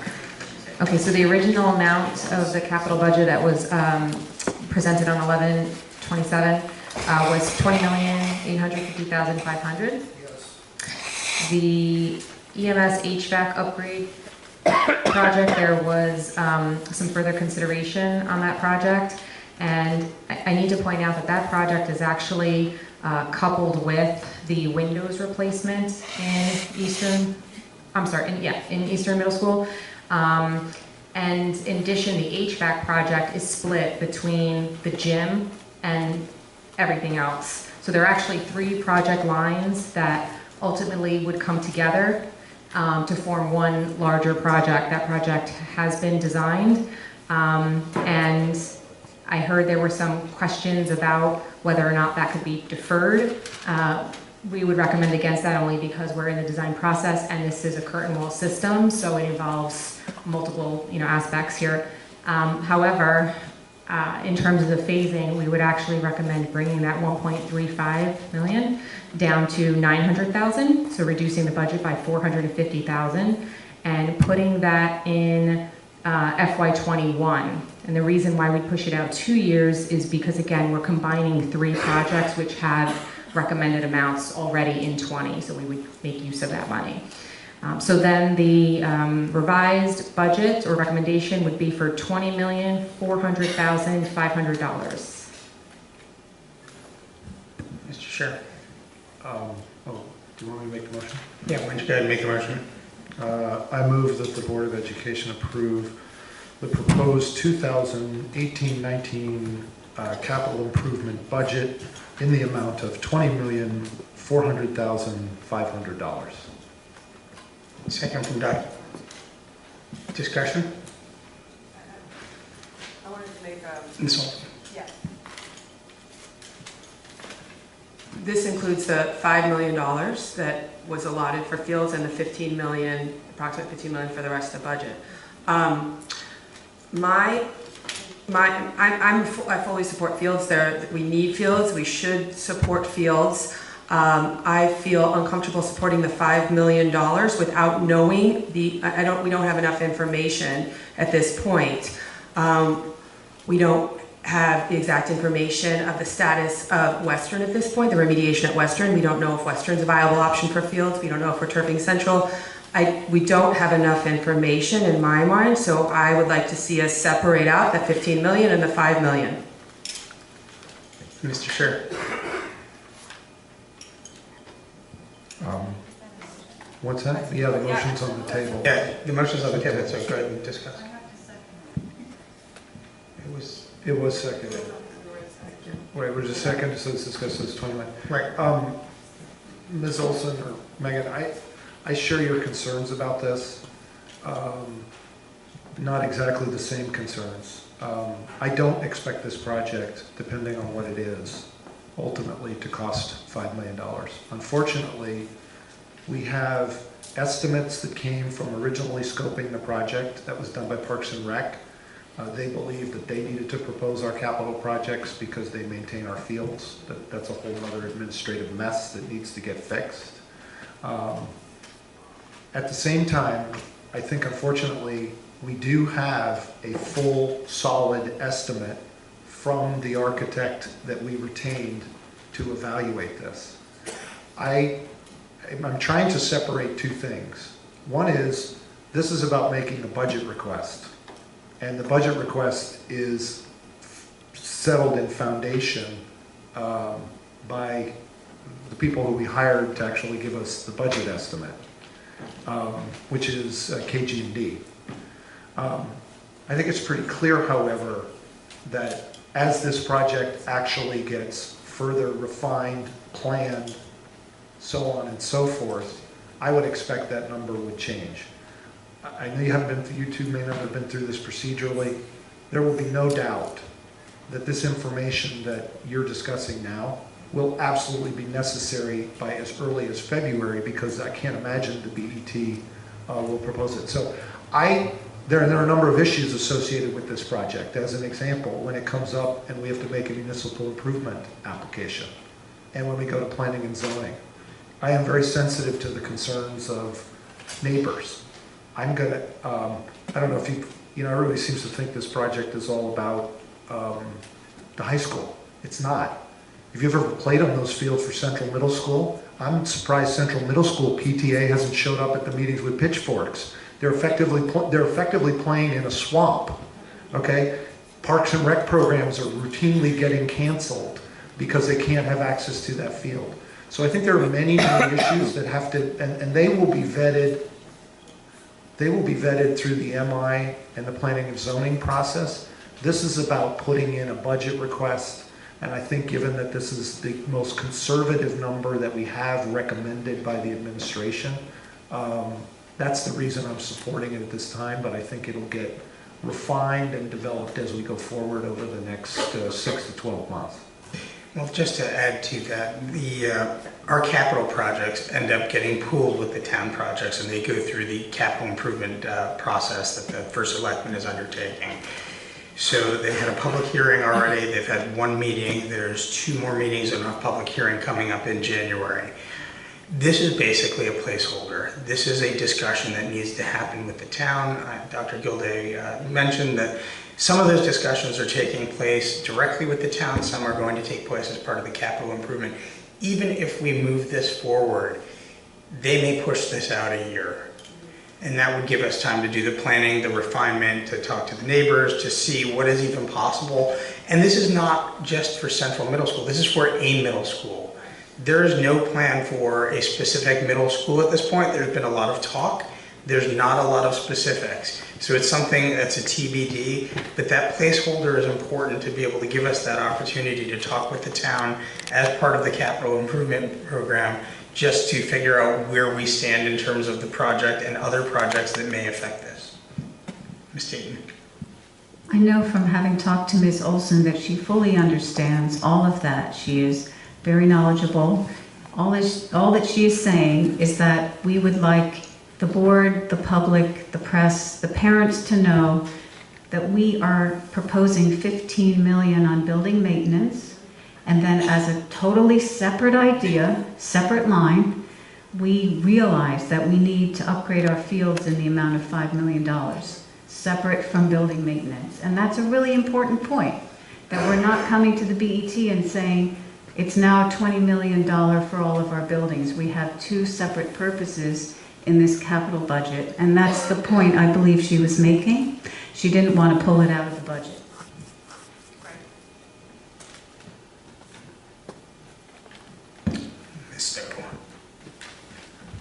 First of all, obviously, having looked at past capital budgets and not being on the board previously, it does seem like we've been really underspending on our infrastructure. And so that's important for our schools, for our classrooms, and for our fields. And so I do want to make sure, and I know the KG&D study did a great study, and I think it was at 3 to 5% that they're saying that we should be spending per year on a $1 billion asset value. That actually ends up being a lot bigger of a number than what we're even suggesting. So I appreciate that. At the same time, I do like how Megan's talking about it separately, because I do think it seems historically we've put planning money in one year, and then, for a feasibility study, and then we sort of we come up with the number and the detailed plan, and then we put that in the following year. I recognize that this has been out there for a little bit. We're not sure which middle school it's going to, and that we're going to analyze that over the next year. And so we're doing something a little bit different by lumping them together. And so, like all of you have said previously, I just want to make sure that that has been discussed, that everyone appreciates that we're not saying that this is going to Central, that this is going to Western, or that we have an exact plan, but that this is a placeholder, and hopefully something that the town, who will also be benefiting from it, recognizes, and that this is maybe something that could be shared as well. That's all I want to add.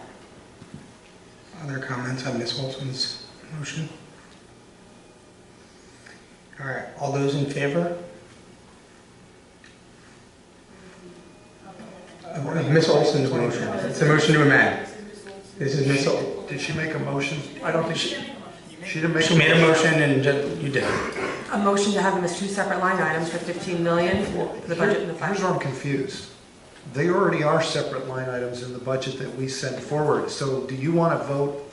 Because procedurally, we can't do that. We can't have 2 separate capital budgets. We have one capital budget, and the items are listed in there. So I'm a little puzzled. Are you wanting to vote on 15 million and then vote separately to add 5 million? Or I'm not sure what we're trying to do. I think there's some precedence for this, because I think when we've done previous construction projects, there has been a separate line item for the new Lebanon school above and apart from the general maintenance. Not when we do the capital. In the, yes. In the end, you have to vote a total capital budget. We would be voting on a total. I think what her motion is that they be listed on 2 separate lines. Aren't they listed in the project sheet? They're already listed that way. That's why I don't understand what's happening. Ms. Dayton. The cover sheet that we were presented tonight is not helpful in that respect. So I think this point is very important. But we're voting to accept the document that was provided to us that has the list of all of the individual projects that add up to $20,400,500. We always have that as a transmittal to the Board of Economic Taxation. We vote on the total. The documentation I guess, Mr. provides Chair, the point of detail. order, I'm not sure what harm there would be in Ms. Olson's motion, because then they're going to be listed on 2 lines, but there's going to be a total. That's my point, Mr. Bernstein, but eventually you still have to vote on 2,400. That's correct, and we're going to. That's the motion on the table. This is an amendment to the motion. All right, anybody want to call the question? I'll call the question. Okay. All those in favor of Ms. Olson's motion to separate the items, and then we'll vote on the $20 million.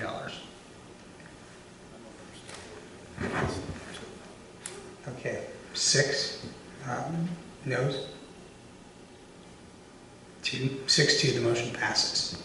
So now the motion on the table for us is a $20,400,500 capital budget, separating out the 2 items. Any further discussion? All those in favor? I'm sorry, what is that motion? I don't understand. The motion is to accept the $20,400,500, separating out the $5 million from the general maintenance. That's the motion on the table. You're accepting the $20 million. Yeah, I guess so. All those in favor? 8-0. Thank you. That's our capital budget. Next item is the 2018-2019 food services. Ms. O'Donnell.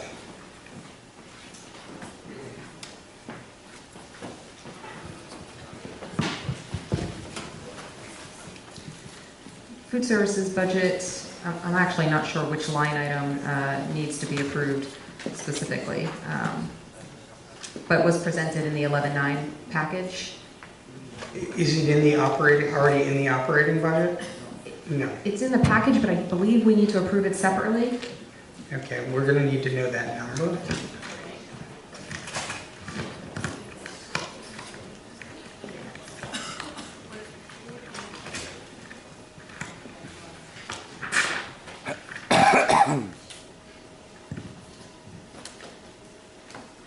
Okay, so is it both the revenue and expense side or the net?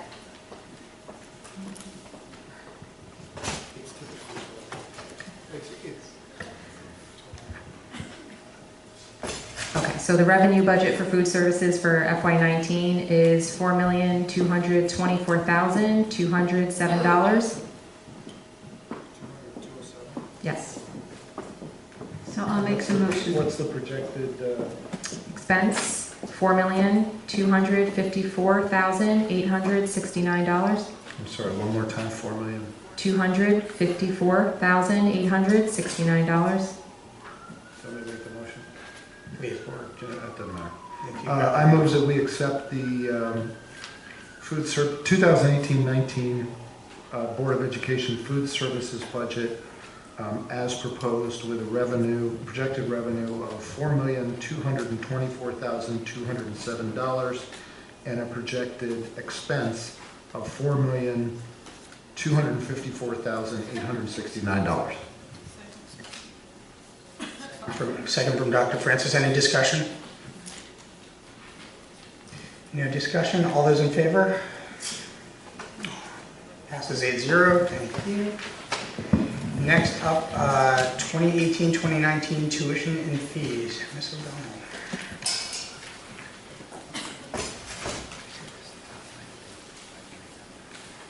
Can I get a motion?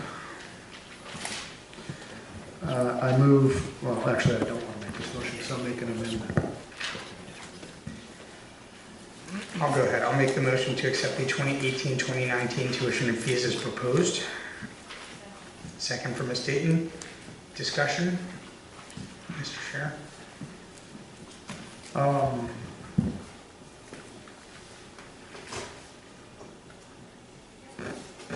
want to move that we defer this item. Actually, you needed a second before I do that. We have one Ms. Tate seconded. I'm going to make a motion that we defer this item. This isn't necessary that we actually pass this tonight. This can be deferred. We have deferred tuition fees before. My reason is, and I did not calculate the number, is I would like us to apply the same principle to the high school that is applied to elementary school, that summer school target students who are below their growth target. I think, Phil, I think we also decided some of them below proficiency and they're invited. It seems to me for a series of core remediation classes, the same principle should apply to the middle school, but most particularly to the high school. If there are students who need credit recovery, they should be receiving essentially the lower fee or the full fee waiver. I couldn't calculate a number to the impact because I don't know which of those courses they are and how many kids there would actually be projected to know what the budget impact would be if we were to do that. I guess since we've already approved the operating budget, it would mean we need to find the money. Actually, I'm sorry, I take that back. Because this revenue does not flow to us. Okay. I'd like to defer this because I'd like to collaborate with Dr. Gilday in potentially considering a fee schedule that says for students who are at the high school who need remedial classes, that they would be given a fee waiver or a reduced fee so that they can come to the high school and take the classes they need, and that fees between $300 and $400 do not discourage a student who needs that remedial help from getting it during the summer. It's what we're doing in the elementary schools. It seems to me the same principle needs to apply to the others. And by the way, it's consistent with the recommendations that came from, that you will eventually see when we read out the report from the summer school committee that the board commissioned. Is there a second for Mr. Scher's motion to defer? Ms. O'Neill, I guess before we get down that road, Dr. Gilday, you may want to call on your staff for this one. What is the first instance where we need to know the fees? I know at some point we do the preschool, and do we know the timeline for that? The sooner the better. Usually the preschools are now starting to take their applications by the preschools in town. So I think when we've done it before, we had to take it up in January so that it didn't disrupt that. Last time we deferred it no later than the second meeting in January. I guess my concern is with the holidays, not a lot of work's going to happen in the next week and a half before the work session or whatever the date is. And I worry that if we do it at our public meeting in January, we may be too late. Would you consider maybe voting on the other fees and postponing the high school portion of this? May I interject something? What we did is we went through and we looked at what the free and reduced lunch rate would be for high school students. We changed it so that they are all $32. If a student were recommended from the high school who was not performing up to their expected growth, then they would receive that particular cost. So it is built in there. However, historically, we have not had many students come to the high school to improve their expected growth. But it might change this year. Guidance counselors recommend, but students have that choice. So it has been lowered to $32 for a course. I'm sorry. We're going to get Dr. Francis. So I think that's what I was about to say, which is I think we can set the fees, can we set the tuition, have the $32 be the tuition for free and reduced, and then the decision could be that those students who need additional help or who are being invited would be then just charged that fee. I have no problem with that. I think the point of it is, though, is we have to approve this actual document because that's what we submit. So I would be more comfortable with Mr. Bernstein's idea of approving all of the fees with the exception of page 2. Page 2, we could vote on that separately at the work session, just with the modification. So do you want to withdraw your motion and try again? I'll withdraw my original motion. Would you like to make a new motion? Yes, I'm going to move that we authorize 2018-19 tuition and fees as proposed, with the exception of tuition rates for the high school to be presented and considered at a later date. Is there a second? Ms. O'Neill, discussion? I'd like a date certain. I'm not very comfortable with that motion. I will not support it as written. I'll modify it. May I What is? interrupt again? I can resubmit it with that correction in it, with that addition that it is any student, high school student who is recommended to attend would come for that rate. We can add that to the. It's just a procedural. It's a procedural question. The question is, do we just want to dispose of it at the work session and be done with it? Yeah. So maybe what we do is withdraw. Why don't we withdraw your motion? Or modify. Modify. To be voted on at the work session on, what date is that? January 4.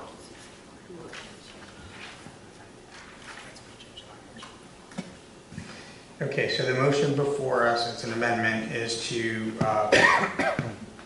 vote on the front part of the motion today, if I understand it, Mr. Chair, and defer the, so it would be schedules A, B, and C on the first page of the document. I think it's ABC. It's ABC, and we would defer on the high school until the work session. Is that correct? Yes. Yes. Which is January 4th. Which is January 4th. Okay, any discussion on that? So you seconded that. Okay, all those in favor of accepting the amendment? 7. All against? All abstaining? 1. It passes 701. All right, so hang on. Now we're back to the motion, which is Mr. Scher's amended motion, because there was a motion on the table originally, so your motion now takes precedence, which is to accept the proportion schedules A, B, and C and defer the high school courses until the work session on January 4th. So that's the motion before us. Any discussion on that? All right, so all those in favor? 8-0, it passes. Thank you. Ms. O'Neill? So I just wanted to comment, I fully support making sure that the middle school and high school have the same consideration in fees as the elementary schools. But the real catch now is to make sure the students and their parents know that this is applicable at middle school and high school, not just guidance counselors, and that hopefully Mr. Dunn will be able to provide the counselors at all those levels with the names of those students who should be recommended. This shouldn't be haphazard. Okay, with that, we're going to move on to the next item, which is E020, transfer Miss O'Donnell.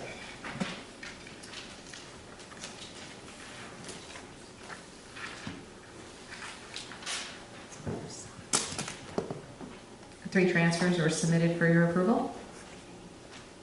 Can we get a motion? Dr. Francis moves to accept. Dr. O'Neill, Ms. O'Neill. Second, sorry, it's late already. Discussion. All those in favor? 8-0, motion passes. Thank you. And then the last action item, the E020 financial and staffing report. Ms. O'Donnell.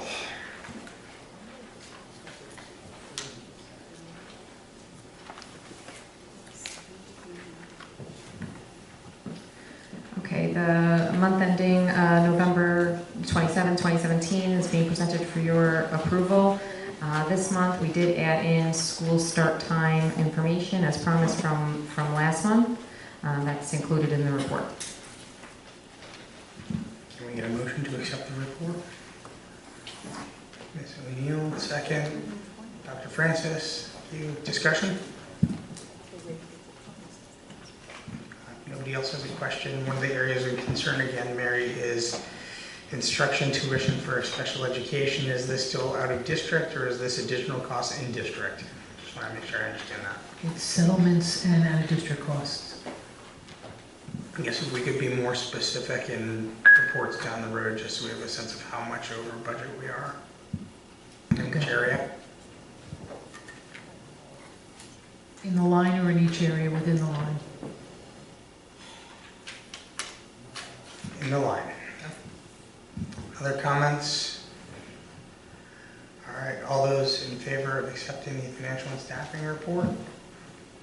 8-0. That's that.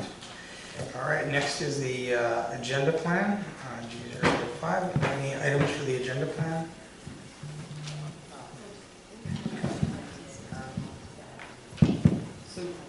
In addition to what's already listed there, tonight I heard about scheduling the social studies monitoring report and an ad hoc committee report, so we'll be working with Dr. Gilday to do that. And Summer school camp? Summer school. What did I say? Social studies, yeah, I'm looking at SS and it's, yeah, right, sorry, summer school. On January 4th, action on tuition and fees for the high school. All right, and then also on January 4th would be multiple pathways, which Ms. O'Neill had forwarded onto the board coming from the Policy Governance Committee.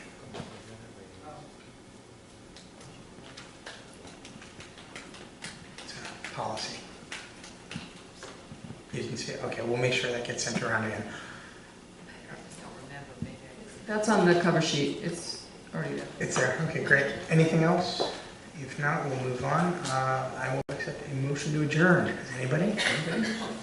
Ms. Dayton, all those in favor? We are adjourned.